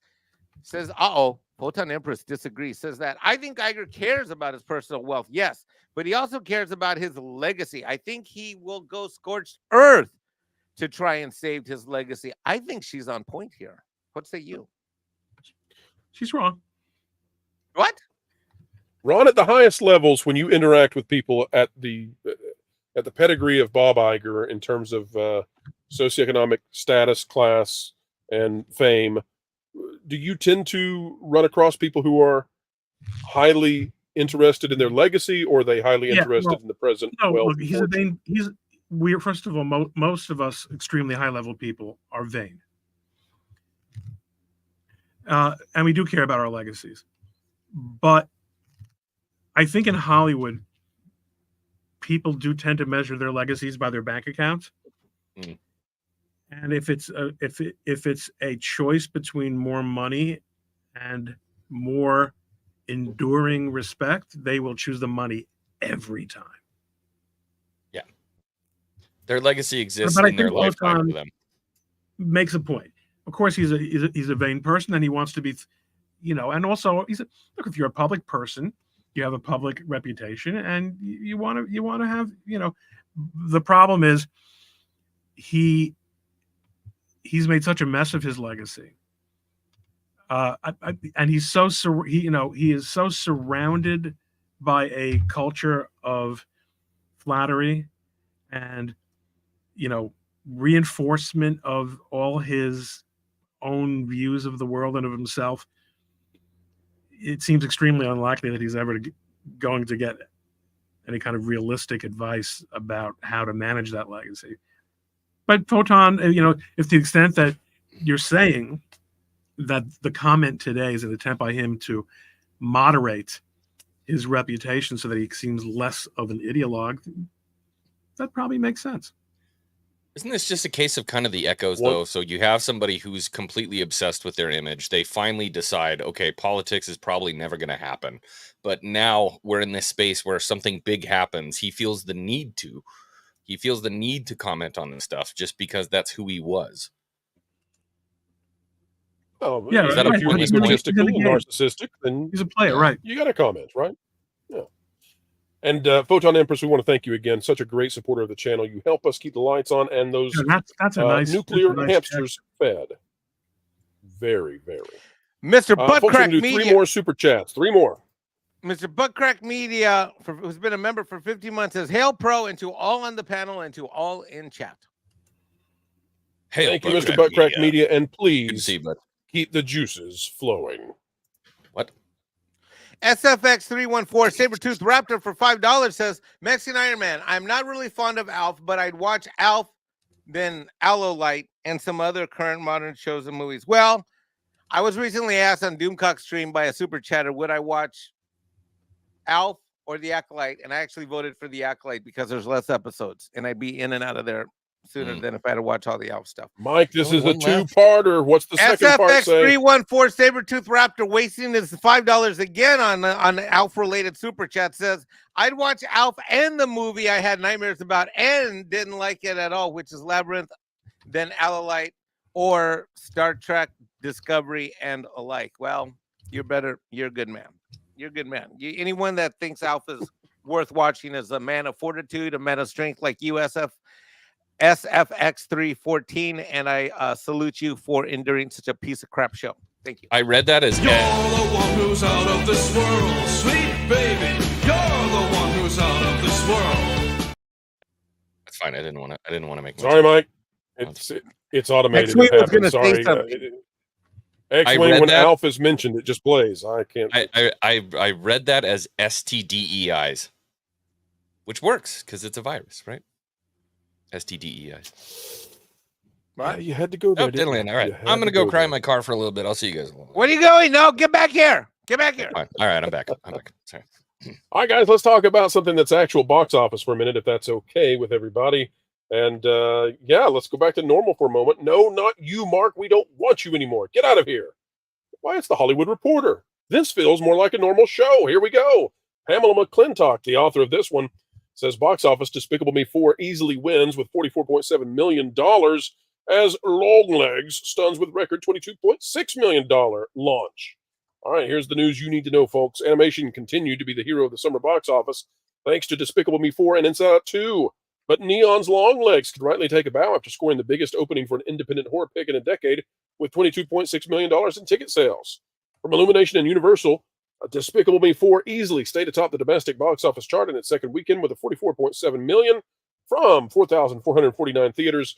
By the way, folks, when it says anything north of 4,000, it's taken over the theaters, it's taken over the cinemas. This one's basically at 4,500. It's everywhere. $211.1 million is the North American tally. Overseas grew, and the mischievous Minions also continue to stir up strong sales, earning $88 million from 78 markets for a foreign tally of 226. That's $437.8 million globally. I think this is heading towards upper $800 million territory. It's not going to beat Inside Out 2 at the box office, which is what I said as soon as I saw Despicable Me 4. I was very hopeful for it until I saw it. I said, well, there's just not an emotional hook here enough to get it over that hump. But here's the big news, folks. Despicable Me 4, if we were to scroll down, it has done something that no other, well, get back up here, no other has done before, and that is, in a notable milestone, the Despicable Me Minions franchise has crossed $5 billion in global ticket sales, a feat no animated franchise has ever achieved before. And of note as well, Shrek is the second highest grossing animated franchise, followed by Toy Story, Shrek being revived and revivified, coming out in 2026, followed by a Donkey movie. Eddie Murphy has confirmed that. So Disney's competitors are seeing an opening and they are going for it. But for right now, Despicable Me 4 leads and Inside Out 2 will hang on to the animation crown. Now we'll find out which of these movies will be biggest. It'll be either Inside Out 2 or Moana 2. One of those will be the top animated grossing film of the year. Panel, any thoughts on the salvation of cinemas this summer through animation? Not quite, I think, what we were expecting, especially given the difficulty that Pixar gave itself by having the character of anxiety personified. Tough to make families go and see or put their little kids in front of a cute anxiety character, but somehow it's worked, and perhaps off the Barbie demographic. Any thoughts on this? As grown men, I know you're all going to have much to say about Inside Out 2. I saw Despicable Me 4 with my kid. He loved it. He was not interested in Inside Out 2. I mean, he saw the first one, I guess, on replay, but he wasn't interested in it. But he loved Despicable Me 4. We had a blast with it. Opening night. I think it's a question of timing. I mean, Disney was first out of the gate with animation, and they didn't blow it, and they didn't screw themselves over by being woke. Mike, what do you think about this idea that I've put forth that Inside Out 2 is grabbing hold of that Barbie demographic? This is the second time we've seen a female anthem film really explode in the summer, and I'm starting to think that there's a demographic out there that wasn't there maybe before. You didn't see this with Clueless or Pretty in Pink. You didn't see this with The Breakfast Club, but all of a sudden, women are going out in droves and taking their daughters to see things like Barbie and Inside Out 2. Is it a shift? Is it a change? Well, yeah, I think you and Tom Connors are right. You and Tom have been talking about, Tom and Midnight Sage have been talking about this since before the movie opened, that this was going to happen, and it did happen. I mean, I think that's 100% the case. I mean, this is a chick flick, or, you know, by and large, and it's the right age group. You know, it's young girls can take their kids, young women can take their kids. Imagine marketing a Absolutely. product in a female market to females and having it work. Yeah. Well, As I have opposed one. to taking a Who would male have market. ever thought? Well, but I have one question, gentlemen, and this is the important one. What? Is it moving merchandise? Probably not. Yeah. Barbie? No, Inside Out 2. Inside Out Oh. 2. Sure. Barbie moved merchandise. Inside Out 2, I don't think so. What I do know is, according to AMC, it moved the most amount of merchandise ever with Despicable Me 4. Yeah. The Minion stuff is Yeah. everywhere. There's a real fart gun on the market, which I would have bought when I was a kid. 100%. The enthusiasm you say that with is not lost upon me. But yes, kids love fart guns and falsetto. Who would have ever thought? Gibberish reigns supreme. Ron, you are not a man of gibberish, though, and folks who would like to find out what you have to say can find you. There are very few, actually, out there who have not yet followed you somewhere. Tell the folks where they might be able to follow your discourse. Ron Coleman on X is usually where you find things out. But if you happen to follow me on YouTube, I'd really appreciate it if you would, because, you know, as I said earlier in the chat, I've got a friend and neighbor who just hit the 100,000 mark on Friday, and it's kind of embarrassing now for me to. I mean, of course, he does it for a living. Subscribe. But I mean, I was very big on supporting Joe, but now that he's such a big deal, I can't even really like him. No, I'm so happy. I went over to his house on Shabbos to give him personal congratulations. It's fantastic news for him. But, you know, let's get me to 12,000. What do you say? Subscribe to Ron Let's Coleman. do If it, not, folks. We can. if not, you're going to get The sued. content, I promise. It pays. It pays off. Catch you later, guys. Have a great day. Thank you. See you, Ron. Nice to meet Later, you. Ron.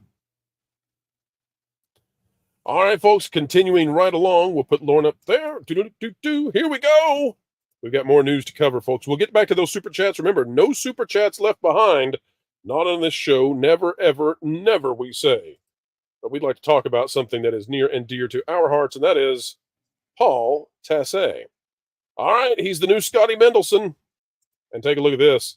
Here's what we've got. Paul Tassi, why the Acolyte Season 2 looks increasingly unlikely. Now, for those of you out there who don't know, Paul has been pushing the Acolyte like he is Sisyphus pushing that boulder up a hill. He was never going to give it up, but finally he has fallen. He has cratered. Down the mount he goes, and here's what Paul has to say. Folks, get ready for mental gymnastics, the likes of which should make you envious. Well, not in a good way. Here we go. Paul Tassi says, get ready. We'll explain why it won't get a season 2. You won't believe it. The Acolyte has quickly become one of the most controversial Disney Plus Star Wars projects in the entire era. Right up there with The Last Jedi, but all the hate and or support aside, there is a simple question. Will The Acolyte get a season 2? Ever since the last few excellent episodes, I have gone from mixed on the show to a supporter. He was convinced, Lauren, you know, when we were laughing out loud, when we were guffawing, when tears were running from our eyes at the stupidity of it all, he was being impressed by it. And no matter what happens in the finale, I'd like to see it continue. But I have to admit that seems exceedingly unlikely based on what we know. Now, hold on, folks. You're going to love the mental gymnastics. I'm telling you, get ready for it. No. It's not about the show being woke or it being bashed by Star Wars YouTubers and their audiences. Rather, it's pretty simple. Cost versus viewership. So, folks, let me distill this. It's not because it's woke, which probably drove away the audience. It's not because Star Wars YouTubers and their audiences represent the majority and they're not watching, they're mocking it because it's bad, it's because of viewership.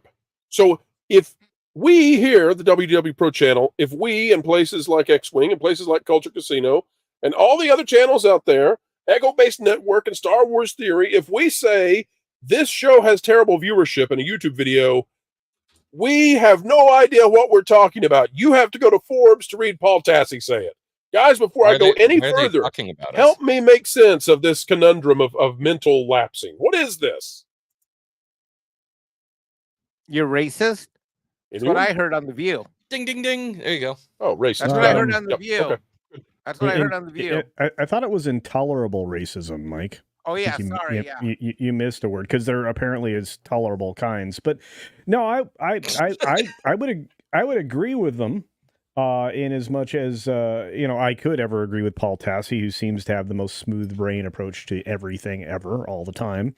Why he writes for a financial magazine, I have no clue. But it costs far too much for the YouTubers that are watching it to make content.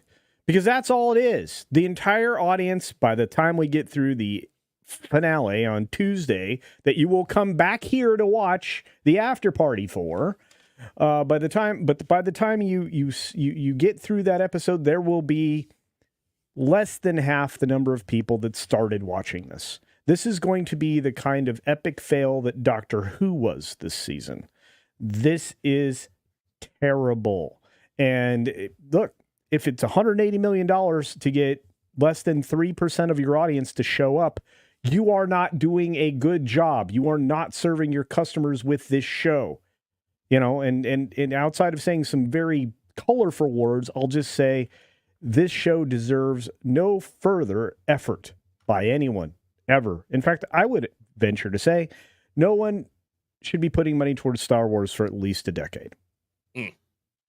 Culture, you're too harsh. Okay. I, for one, am proud of Paul Tassi for discovering what we've been talking about for 1 month before he ever put it to words, and then took credit for it, and then claimed we never said it. Oh, and by the way, we have no leg to stand upon. X-Wing, what are you adding to the background here? What is this X-Wing in the back channels that I see that you're ready to show? What are you wanting up on the screen? Just a still shot from the show, and I have to give credit to Grand Moff Rispin for this. Not even this guy could find the budget. As hard as he tried, he looked everywhere and simply could not find it. Nor could he find an audience. How sad. How sad indeed. X-Wing, do you own one of those? A metal detector? Yeah. No. Are you sure? Because I think it's a tomato detector. I figured you'd be one of those kinds of guys that would, go around searching for potatoes or something with a metal detector. No. That doesn't quite make sense. But it makes more sense than the show. That's what I'll tell you right off the bat. Could you find a Virgins with a metal detector? He was looking for it. Easy on the pronunciation there. We've been down that road before. Hey, Wookie, grab the metal detector. See if you can find the Virgins. Meanwhile, they're gathering Carrie Ann Moss. They're gathering Carrie Ann Moss and putting it in their lunch boxes. This is incredible. It's beautiful, and I love watching people try to justify it. It brings me life. Well, let's continue on in that track then. Estimates of the cost of the Acolyte put it at $180 million for what were effectively 8 30-minute episodes. That's an absolutely wild amount of money for a Star Wars thing that is nowhere near theaters, but rather the 6th Disney live-action Star Wars series instead. And while I think the show has a solid aesthetic, oh yes, those Hobby Lobby ferns are impressive. No, it does not look like a $180 million production, and you have to wonder where much of that money went. Well, it went to Harvey Weinstein's former personal assistant. Then there's viewership, which is what we've been reporting on, but we don't know what we're talking about because, well, Paul Tassi is the new Scott Mendelson. Where if it was a breakout smash hit, it might be worth spending that for another season. But it's just not there based on what we know. Disney does not give out official numbers, but Nielsen says its premiere was half the viewership of Ahsoka and 75% lower than The Mandalorian. And folks, as we've said before, The Mandalorian increased in season 2. Its viewership, the finale was the most viewed. It looks to us very much like The Acolyte is the opposite. Its viewership is dwindling. That means that by the time we get to the end, it's going to have something like 90 to 95% of a drop-off versus Mandalorian season 2.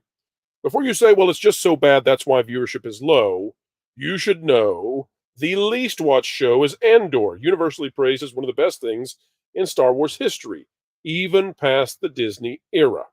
It did, in fact, get a season 2, however, on a reported $250 million budget. Lauren, I want you to address this because this is the only part of Paul Tassi's argument that has any cogency to it. So, Lauren, what do you make of this claim that we should put out the possibility of an Acolyte season 2 because Andor got one and nobody watched Andor, but Andor was good, and so somehow that means the Acolyte's good too? Well, Andor was good. But I think that part of this is, I think the reason that it's got a season 2 is that was kind of baked into the cake with Andor to start with. Originally, I believe the plan was that it was going to be 5 seasons, but they shortened it to 2. What they're doing instead is each episode of the second season is going to be a 1-year arc. So they're going to have basically 2 episodes will make up 1 year, and they'll make up the 5-year period that way. So let's say that again, Lauren. Because of the low viewership, it went from a 5-season to a 2-season. It's, I guess that may be part of it. I think it's also that Tony Gilroy didn't want to be nailed down for that entire time. But whatever the cause behind the scenes, I think there's also probably a little bit of cost savings because I imagine some of the sets and props and everything else that were used in season 1 will be reusable in season 2. They're not using the volume in Andor like they did in most of their other shows. Now, I believe that you'd have to correct me on this if I'm wrong, but I think the Acolyte is also more practical than a lot of the other ones have been. Yes. Yes. Correct. And that probably accounts for some of the budget as well. But the difference, I think, is that in Andor, you can see where the money went. Right. New wardrobe and Leslie. Yeah. Oh, and a lot of green makeup. A lot of green makeup. I can't imagine what. All right, well, folks, we need to get to those super chats. X-Wing, you want to weigh in, Mike, on this idea of Acolyte season 2 before we go to super chats? The scariest thing in the I know world X-Wing's to me- dying for it. No, I honestly, I don't have enough alcohol to really actually talk about this seriously, but legitimately, the scariest thing in the world to me after what we've just seen from Acolyte season 1 is her talking about handling Darth Plagueis, talking about her handling Darth Tenebris, and how that story unfolds, and basically recreating the book of Darth Plagueis in a season 2. After what we just saw, I think I'm good. I think anybody. I don't know. What anybody worth their she's great salt in at the fandom retconning. would say this is a terrible idea. This is a First of horrible all, idea. Darth Plagueis is part of the Sith patriarchy, and when Leslie gets it, we're going to get Darth Ma'am. All right, super chats, let's go. Get it? Hold Darth on. Ma'am. I just want to remind folks, if we get an Acolyte season 2, we might actually get something akin to this. Power of one, the power of two, the power of many. No! Now, ascend, my son. All right, here we go, folks. Super chats. Mike, take it away. Clive Griffiths for 5 British pounds sterling says, it's disgusting how they portrayed it in media. I mean, it was an attempt of life. Absolutely, Clive. Yes, an attempt on life, and they have contempt of the truth. So they're not going to tell you that, not for a second. Chaos Sonic 1 for $5 says, we have a better time getting Mike like Alf than Bob Iger admit about his problems and how he destroyed the company. We have a better time. I don't know, Mike, you're enjoying the Disney stock price, right? You're loving where it's at under Bob Iger. The Disney stock price. It's great. He doesn't have any problems. I am so far underwater. You know what Culture Casino did the other day on a live show that we did on Loki's morning show in the morning? Culture sat there and made me think how many years it'll take me to write off my losses if I sold today or last week. Yeah, it's going to take a while, Mikey. And here's the great No, thing. you said I would be dead before I got to write off the $3,000 a year, which is true, but still, that was meanie face. It probably was, but here's the great thing that came out of those the last few days that we've streamed together because of your proficiency at YouTube. I was able to create a series of clips that became a commercial for my show later tonight. So it's right up front. It's a wonderful promotion for you, to vote Mexican Iron Man as the bestest YouTuber ever. Next super chat. That's the worst idea I've ever heard on YouTube. Next super chat. Pro. SFX. Moving right along. SFXF314. Sabretooth Raptor is back again with another $5. Says he saw the Twisters movie, so Kocho Casino may still have to because he still has to review it for his channel and others. Talk about a movie that didn't need a sequel. Jeez. And SFX F314 Sabretooth Raptor, I can tell you this. Kocho Casino has plenty of time to do that review for you because he live streams 43 hours every single day. Next. Super chat. I think they should have done a spin-off like hurricanes or typhoons. Hey, Whirlwinds. spinning. That's Maelstrom. a good trick. Spin-off. My man. Might kill me. William Thompson is gifted 20 WDW Pro memberships. Holy moly. What kind of super chat was that? Holy moly, guacamole. Hello there and hi there from Quick Buck Comics. We've been watching as companies like Disney, Warner Brothers, and Universal all universally suck. And then we watched as companies like Rippaverse and Big Man Comics came in to save the day. That's when we realized we could make crappy comics and do it the cheap way by not doing the hard work that Rippaverse and Big Man Comics were doing. We've got characters like John Maynard, William Thompson, and Staccato DDS. Why? Because we stole them from the WDW Pro audience. Because making characters is hard. And by the end of every comic, you get to draw your own panels. Why? Because art is hard. But please, folks, when you're done, make sure to buy our coffee that's made by someone else with our label slapped on it. Why? You guessed it. Making coffee is hard. Thank you, William Thompson. Thank you. Lamb the for last never end here, $100. baby. Lamb comes in for $100 hot. Says thank you for covering this important topic, Pro. Well, Lamb, you're very welcome, and we appreciate that $100. Thank you so much for being a supporter of the channel. It's folks like you who help us do what we do, and that is not shy away when entertainment crosses over into something that is hot. We don't mind at all. Welcome to the rebellion. Mike has it exactly right. Thank you, Lamb. Thank you so much. So kind of you, truly. Photon Empress comes back again with another $100. Says, again, I think I disagree. Yes, Iger is the CEO of Disney, but he is also an American. Yesterday was a terrible day for America. I said as much on X. I need to follow it, Photon Empress. You probably did too. Just because Iger is a CEO doesn't mean he can't chime in and say how wrong this was. Sure. Well, I think she's right. Does anyone have...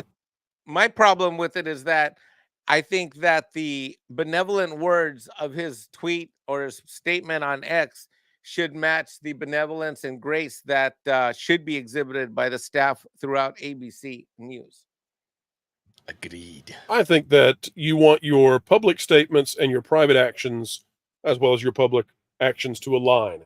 That's when your identity is in its most coherent form. I think that's the way you want to exist. And in the honor of that, Photon Empress, I'm following you now so that I can find out what your comments are out there, because I'm so impressed with what you have to say. So Can you tag me in that? As Mike was reading the super chat. I'll send it to you in just a little bit. Yeah, absolutely. All right. Thanks, boss. All right, getting right to it, Mike. Here we go. DL Findell gifted 1 WDW Pro membership. Thanks, DL. Thank you so Welcome very to the kind. party. Angela Richter has been a member for 15 months. Says this is all pretty ugly. It is, Angela. It is. But not talking about Lauren. He's holding up the entire aesthetic of the show right now. Thank you, Lauren, for doing so. Yeah, Look, Lauren is our chisel. Lauren is our eye candy right now. Exactly. No, stop it. Don't ruin it, Lauren. Don't. Serrano 2960 for $10. What the Secret Service team showed yesterday was a lack of training as a team. Failure occurs on many levels. That is what after action reports are for. Well said.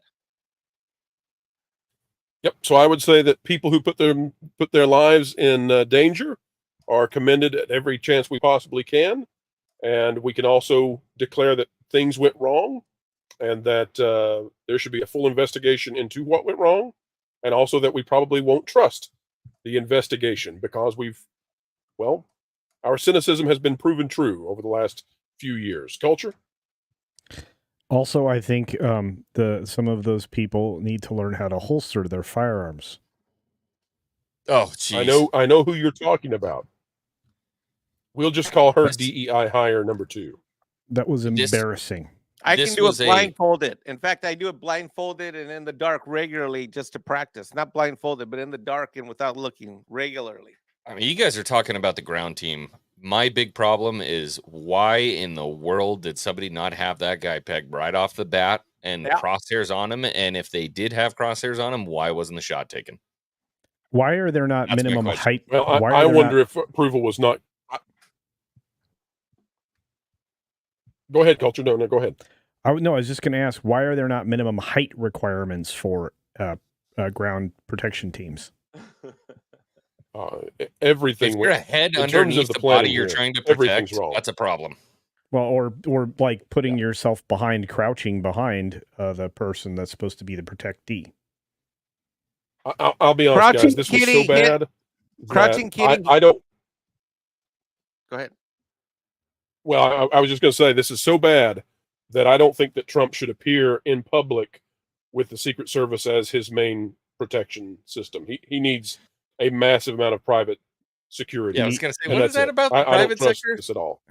He needs it tomorrow. I called that agent Crouching Kitty Hidden Secret Service Agent.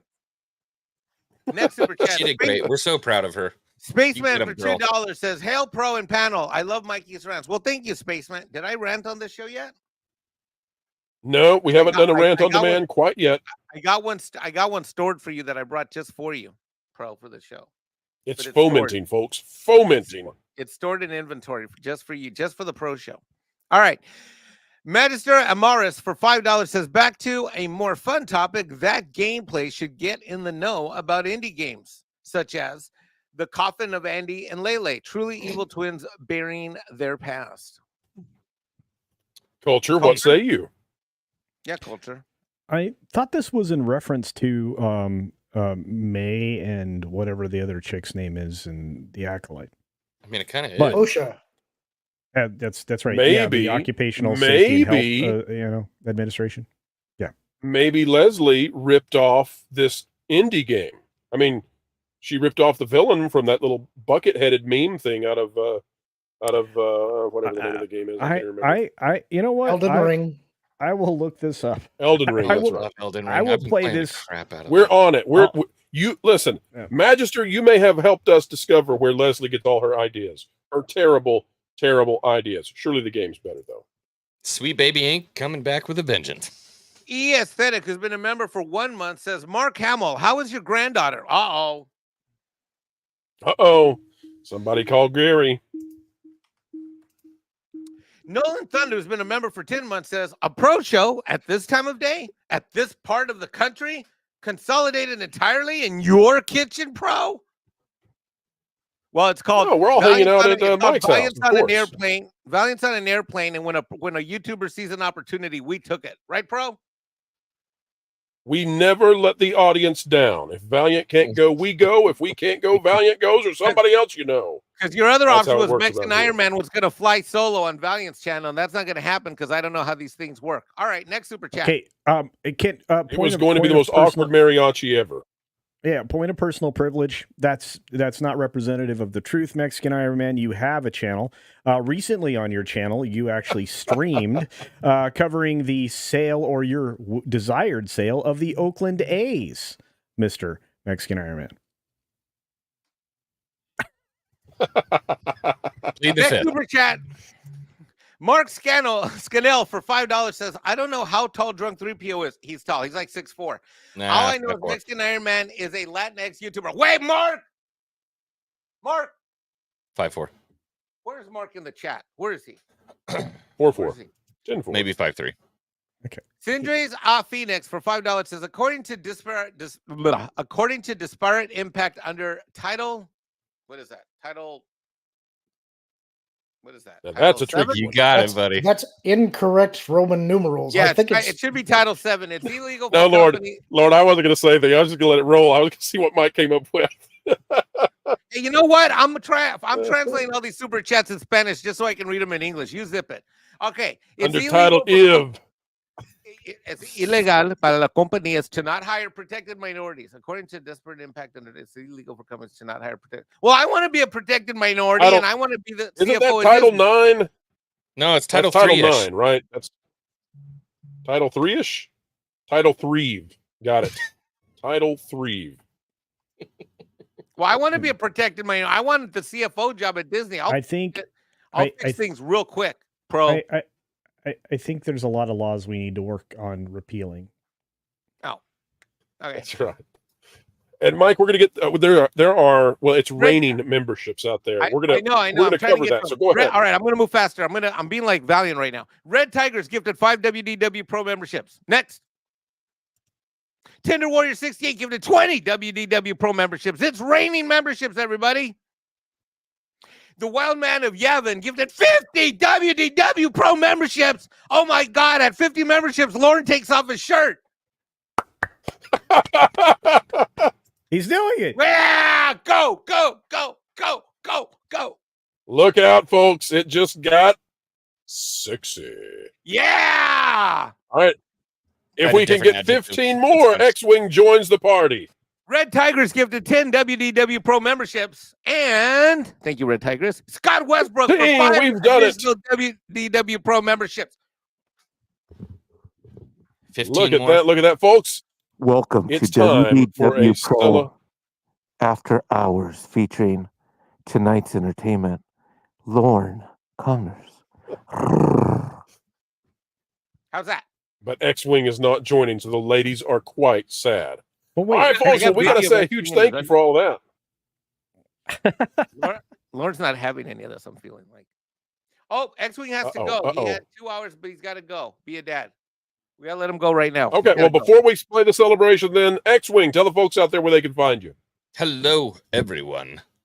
Good to see you. I've been X-Wing. I've been here the whole time. I don't know if you saw me making a couple comments here on the left and right. I have a YouTube channel, not a whole lot going on right now because Acolyte is trash and it's been really tough. I've been holding out on actually making a video until this series is complete because I'm tired of people in the comment section saying, you just have to wait until it's completely over. If you're going to review it, you got to wait until the whole show comes out, okay? So, I haven't made a video about it yet, but I promise you, after Tuesday of next week, I'm going to put out a video that's probably going to be about 45 minutes long, explaining why this was a massive issue. And hopefully you watch it. Hopefully you come around. Hang out. I play Elden Ring on my channel. I got rid of my gaming channel, so I do gaming streams on my channel these days. We're just having fun, trying to survive whatever the fudge Disney Star Wars is these days. The fudge it is. Well, I did thank so you, good there, stopping Pro. by. I Always. promised you I would be mature, right? You were like a rocket taking off into space. Amazing, X-Wing. Truly an afternoon delight. All right, well, X-Wing, you take care. We will see you soon. And as X-Wing slides out, folks, it's time to celebrate. And not the typical celebration because so many of you have been so generous. Let's play it. Here we go. Are you ready, kids? Aye, aye, Captain. I can't hear you. Aye, aye, Captain. Oh, who is the man who has t-shirt to sing? Arrogant, compromised all morality. If pimples and showers are something you miss, fire a policeman to keep your office. Cringe mob woke pants. Cringe mob woke pants. Cringe mob woke pants. Cringe mob woke pants. Cringe mob woke pants.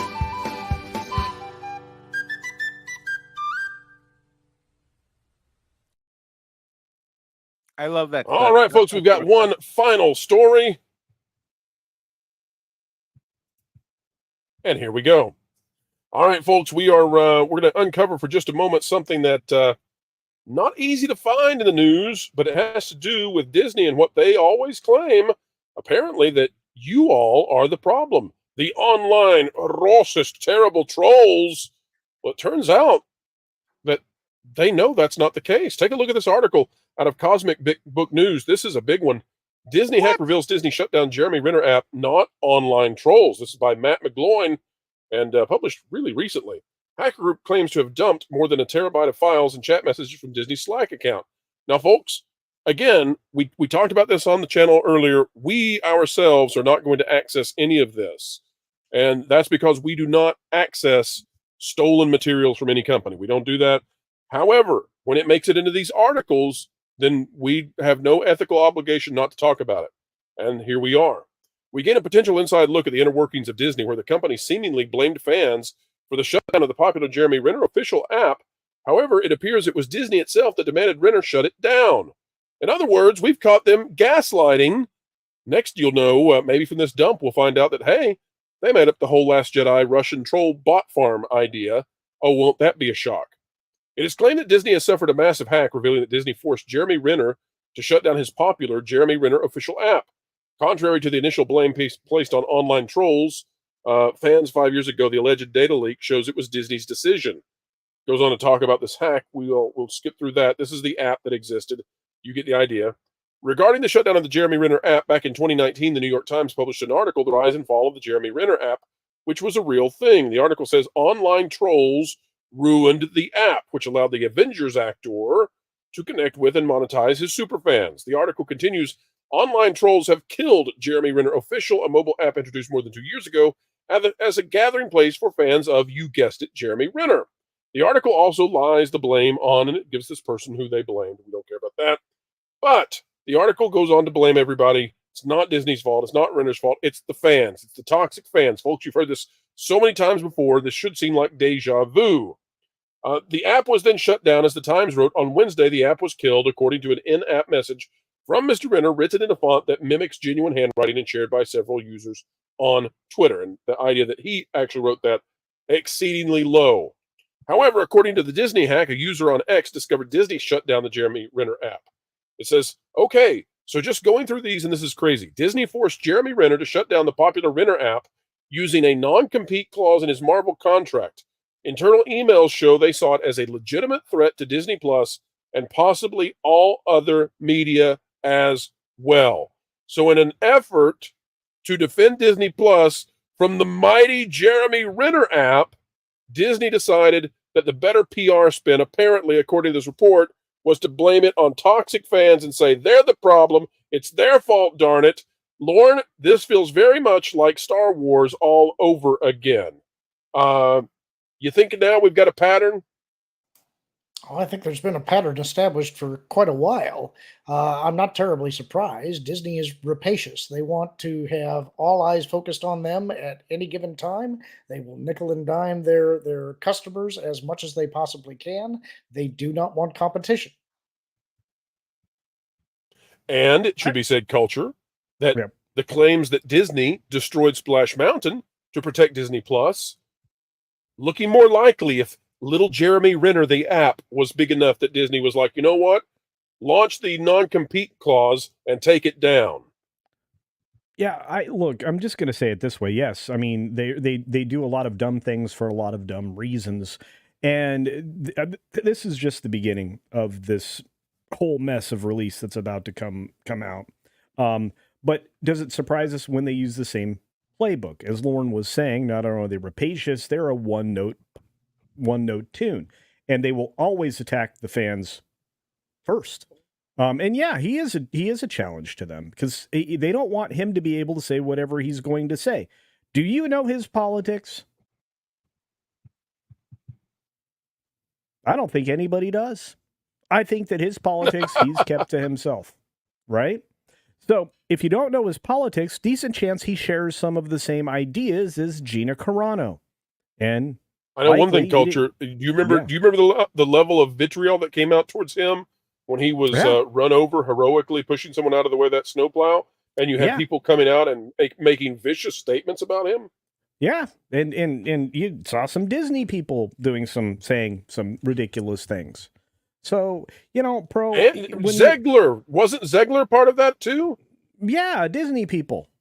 Yeah, really nice, super lovely lady. Yeah, she's a Disney people. But does this surprise anybody? No! There were no online trolls in this. None of this existed.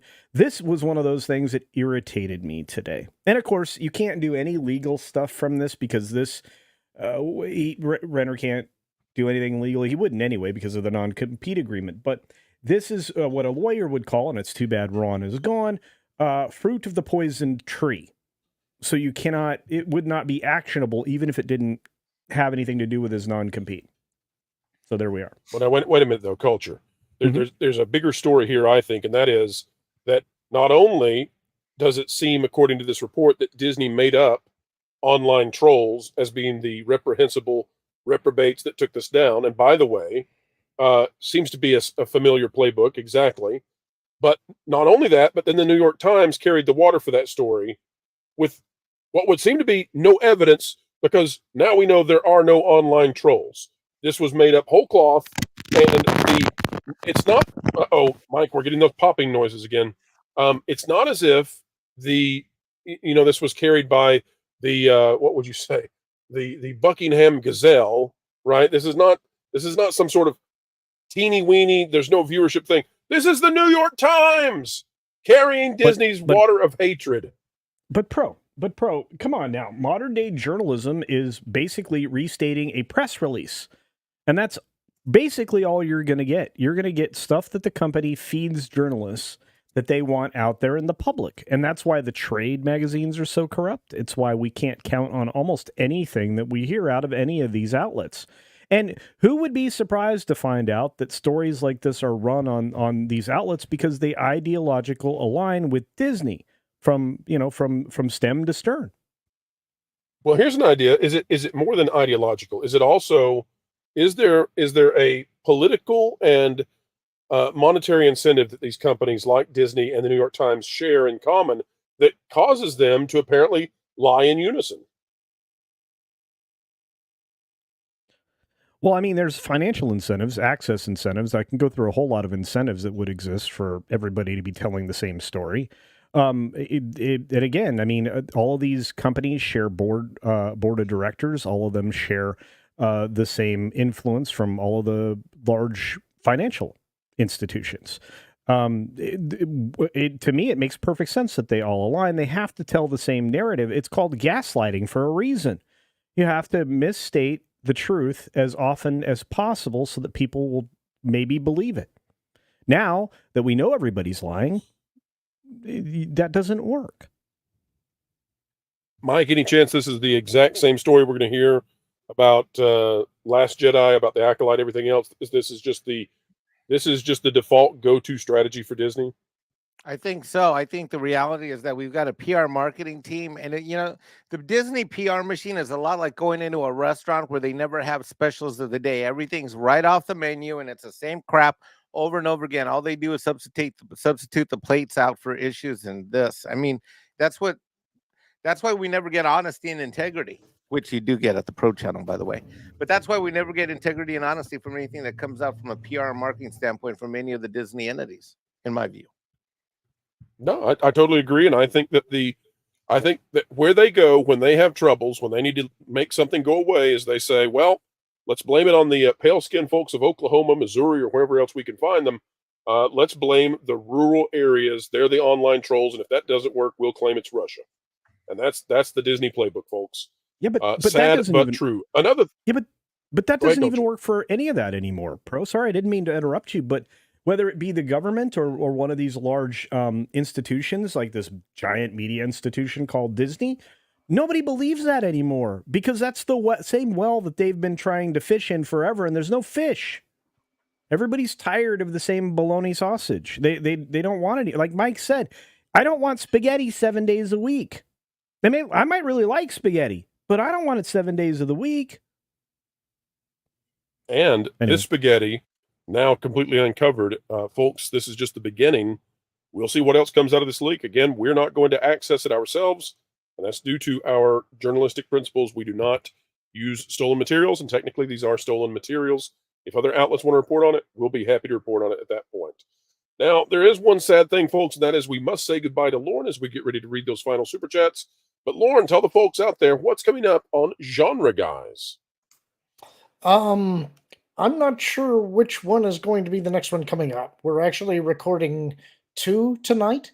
or at least that's the plan. And part of that is to put one in the can. So if there's a week that one of us can't do it, that we'll have one pre-recorded so that we can put it into the rotation. So I can't really give you the names because I don't know which one we're doing, but we are recording two. That's right, folks. And if you want to read or watch or enjoy the Genre Guys, all you have to do is become a member of this channel, or if you're willing to wait 2 months, after 2 months, they go out of the member section here and they move on over to T3PO. That's at that pod place, and you can check them out there. Ad free here if you're a member, and ad supported over there on T3PO once they move that way. All right. Thank you, Lauren, for being here. And we hope you have a wonderful night and looking forward to Genre Guys. Take care, sir. You bet. Have fun, everybody. See you all soon. Later, and don't let them take your shirt off, Lauren. Don't let them do it. He better be with us on Tuesday night, or I'm going to be mad. Oh, I think he's going to be here. Okay. All right, folks, it's time for Super Chats. Here we go. Psst, Mike, you're mutified. You're mutified. Guy. You're not a YouTuber at all.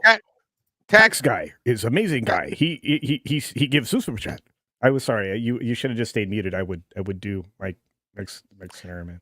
I'm letting you two duke it out up there. I'm getting down here out of the way. Folks, protect me as they go at it. Tax Guy 99 has been a member for 1 month. Says, great panel. All my favorites. Mexican Iron Man is the best YouTuber. What? No, I'm a tax guy. He can't even unmute to read your Super Chat. He's not a YouTuber. He's the best. He's the bestest YouTuber. No, bestest. I promise. I'm doing a whole promotional campaign built around it. Best YouTuber. Well, you need to not be on drugs. John Gibson III, who's been a member for 3 months, says, Lauren, hold your ground on not watching. I'm not either, he says. And don't worry, John. Lauren, I'm sure, is listening. He had to go hop in the car real quick. Got to go do an errand, but I'm sure he is listening. Daryl the Derelict, our good buddy, for $10 says, I call it the Acolyte because it lacks one major thing. It lacks Star Wars in every way. It can't be bad fan fiction because you have to be a fan for that to work. Keep up the great work, gentlemen. Well, thank you, Daryl the Derelict. We'll keep it up, and Daryl, thank you. That's right. Daryl has a great channel, folks. And if any of our mods could post that, that would be fantastic. And oh, by the way, don't let us get away with a single show where we don't say thank you to our wrenches out there. We really, really do appreciate you. You all help us keep this place the kind of space that folks know they can go to and enjoy. Jacob Foxfires 964 for $5 says, need the Nintendo movies to come soon. I know they need time, but they cannot come soon enough with how the Mario movie went. Yeah, that's true, right? I'm hearing that it's going to take a little while, and I'll tell you why. We haven't made a video about this yet.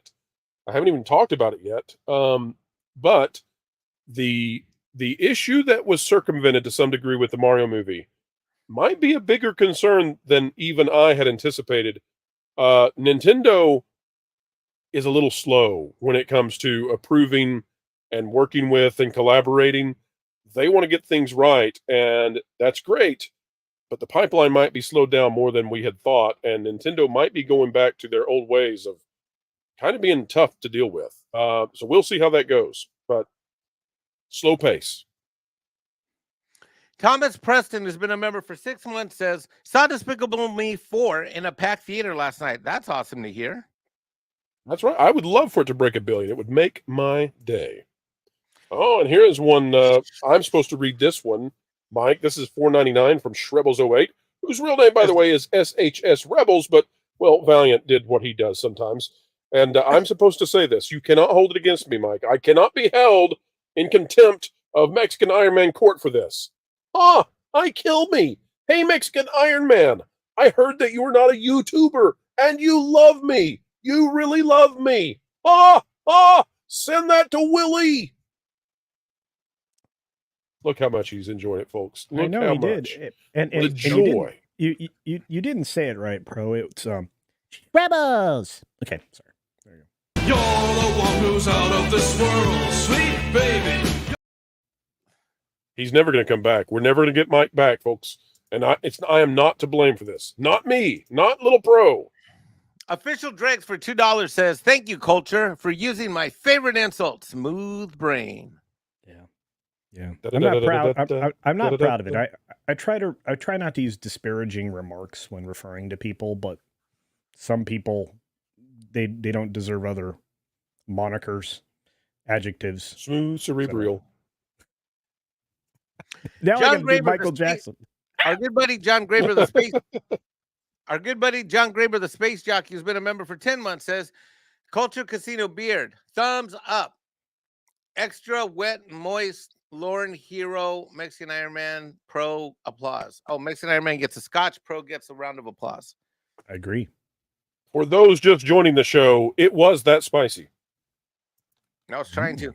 John Coleman for $5 says, "Mike, it's noticeable you've lost weight. Looking good." Well, thanks, brother. I saw your super chat coming, so I thought I'd give you a flashback of one of my Echo-based network appearances from a few years ago. Dude, you were the round mound of rebound. Here's another one. Can we just say, Mike, you've always looked good, but you are one handsome son of a gun now. You are. It's so pretty. He's so pretty. Even though he's wearing an He's the true eye candy. He's so pretty. And we're proud of you, Mike, too. Now, a moment of honesty, okay? What? Really, Mike, losing all that weight, I know it's not easy. And I know there are lots of times when it would be much easier to go back and get in those bad habits. And the fact that you have sacrificed not only for yourself, but for your son, it is truly admirable. And I know there are a lot of people watching who are inspired by your journey. Fantastic. Thanks, bro. Job, And because of our offline conversations, that's exactly what it is. I want to be healthy and happy and be able to do stuff with my kid as he goes from age 11 till he becomes a man, They're gonna be little Mexican Iron Man grandbabies saying, "Man, we got the best looking abuelo ever." But that's a ways away. Don't worry about it right now. John says, "How many for $5 again?" Says, "How many memberships will it take to take off shoes? I have a thing for feet." Well, I'm so glad Lauren was already gone for this one. Look out, Mike! No, don't put the feet up. We don't need feet cam. All right, Oh, sorry. Close one, John. Look what you almost did to us.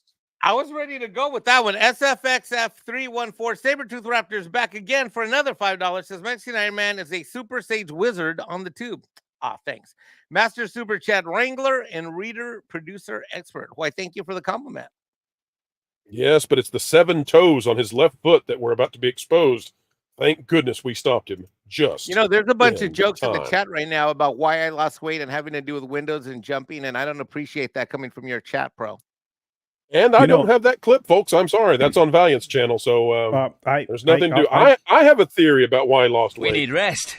The spirit is willing, but the flesh is spongy and bruised. Hey, pro. Yes, Culture. I'll send you that clip. Oh, thank you. Hey, Culture. We need you to tell the folks out there about that background you have. I'll full screen you. You tell them out there what's going on. So what's amazing is we launched this amazing channel. If you like games, and it's going to be any kind of games, but we're starting with video games. But that game place launched about 3 weeks ago now. 3 weeks and a few days. We have dropped 20-something videos. There are 3 live streams out there now. You have given us massive support. We are at about 1,500, and we're increasing every day. We are going to start a more deliberate pace of releasing videos, so you might see 1 to 2, most likely 2 videos a day, and you will always see the Wednesday live stream between 3 and 5 p.m. Eastern Standard Time. I want to say thank you for those of you who have made it over there and subscribed, and for those of you who haven't, you need to, because we're getting to the point where we're going to start doing competitive games between each other, competitive games with our audience and eventually members, and we're going to do reviews of video games. We've got people already working on those. I have to tell you, I'm having a great time. You will too. Check out That Game Place, part of the network of That Park Place channels. Fantastic stuff, folks. Make sure you get over there and subscribe as well as to Culture Casino, the YouTube channel. Don't forget that Culture has a show coming up later tonight. Culture, you're starting in what, about 2 hours? No, actually, a little less than that. I think an hour exactly. See, math and me when it's late and I'm hungry was not good. So no, we're about an hour away from showtime, folks.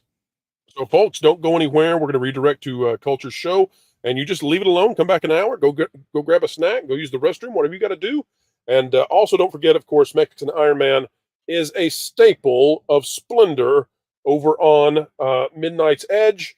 And we are big, big fans of Midnight's Edge. Tom Connors, Andre, everybody over there, Mexican Iron Man, Paul Chato, all the folks who are over there. And you know what? I've seen a certain beard over there as well before as well. All right, folks, we got to get out of here. We want to thank you for your tremendous support of Vacation Radio. New music over there every other week. And one more super thank chat you so came much. in. We're going to, by the way, folks, we are going to be launching new radio stations down the road because of your support of Vacation Radio. But here is another super chat. Mike, listen to your Mexican Iron Man song yet in DM for €2 from Olaf. Olaf, I don't think so, but resend it to me and I will right after the show. Thank you. And it will be glorious.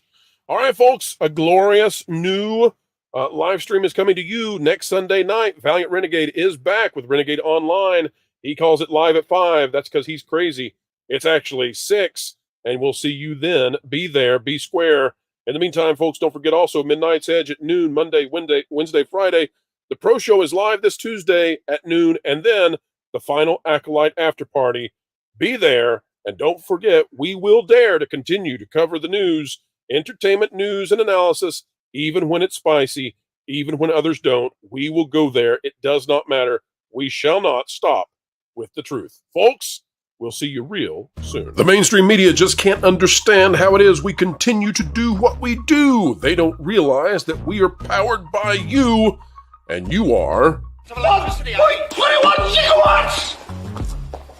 1.21 gigawatts! Folks, we've still got decades and decades left in the can. It drives the mainstream mad. Would it make you feel any better if you knew that what we're asking Matt here to do is a holy thing? You see, we're on a mission from God. We're on a mission from God. Now you're gonna put me right back in the joint! They're not gonna catch us. We're on a mission from God. So, folks, as we always say, as we end each and every show here, and we mean it, keep learning, keep growing, and as always, keep having fun.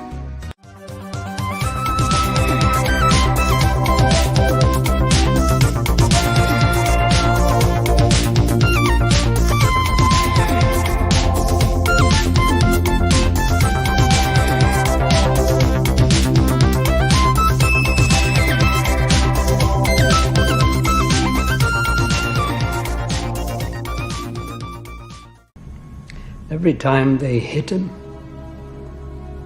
he stood back up again. So they hit him harder. Still, he got back to his feet. Standing man.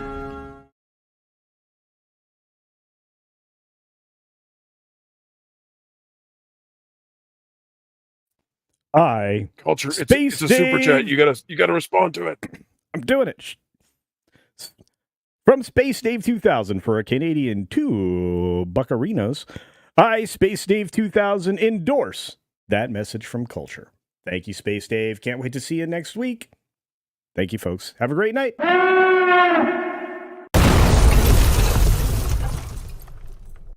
Here, this is a Tamagotchi. It'll be the best way to date in like 10,000 years. You hatch it and feed it. Don't shake it when it's a baby. And if you neglect it for a week, it'll die. It's fairly realistic. And just remember, that giant clump of blocks that looks like an amorphous blob with wide shoulders and an Adam's apple is actually a woman. People just can't and won't be able to tell the difference anymore. This turn into woman? Yep. In the future,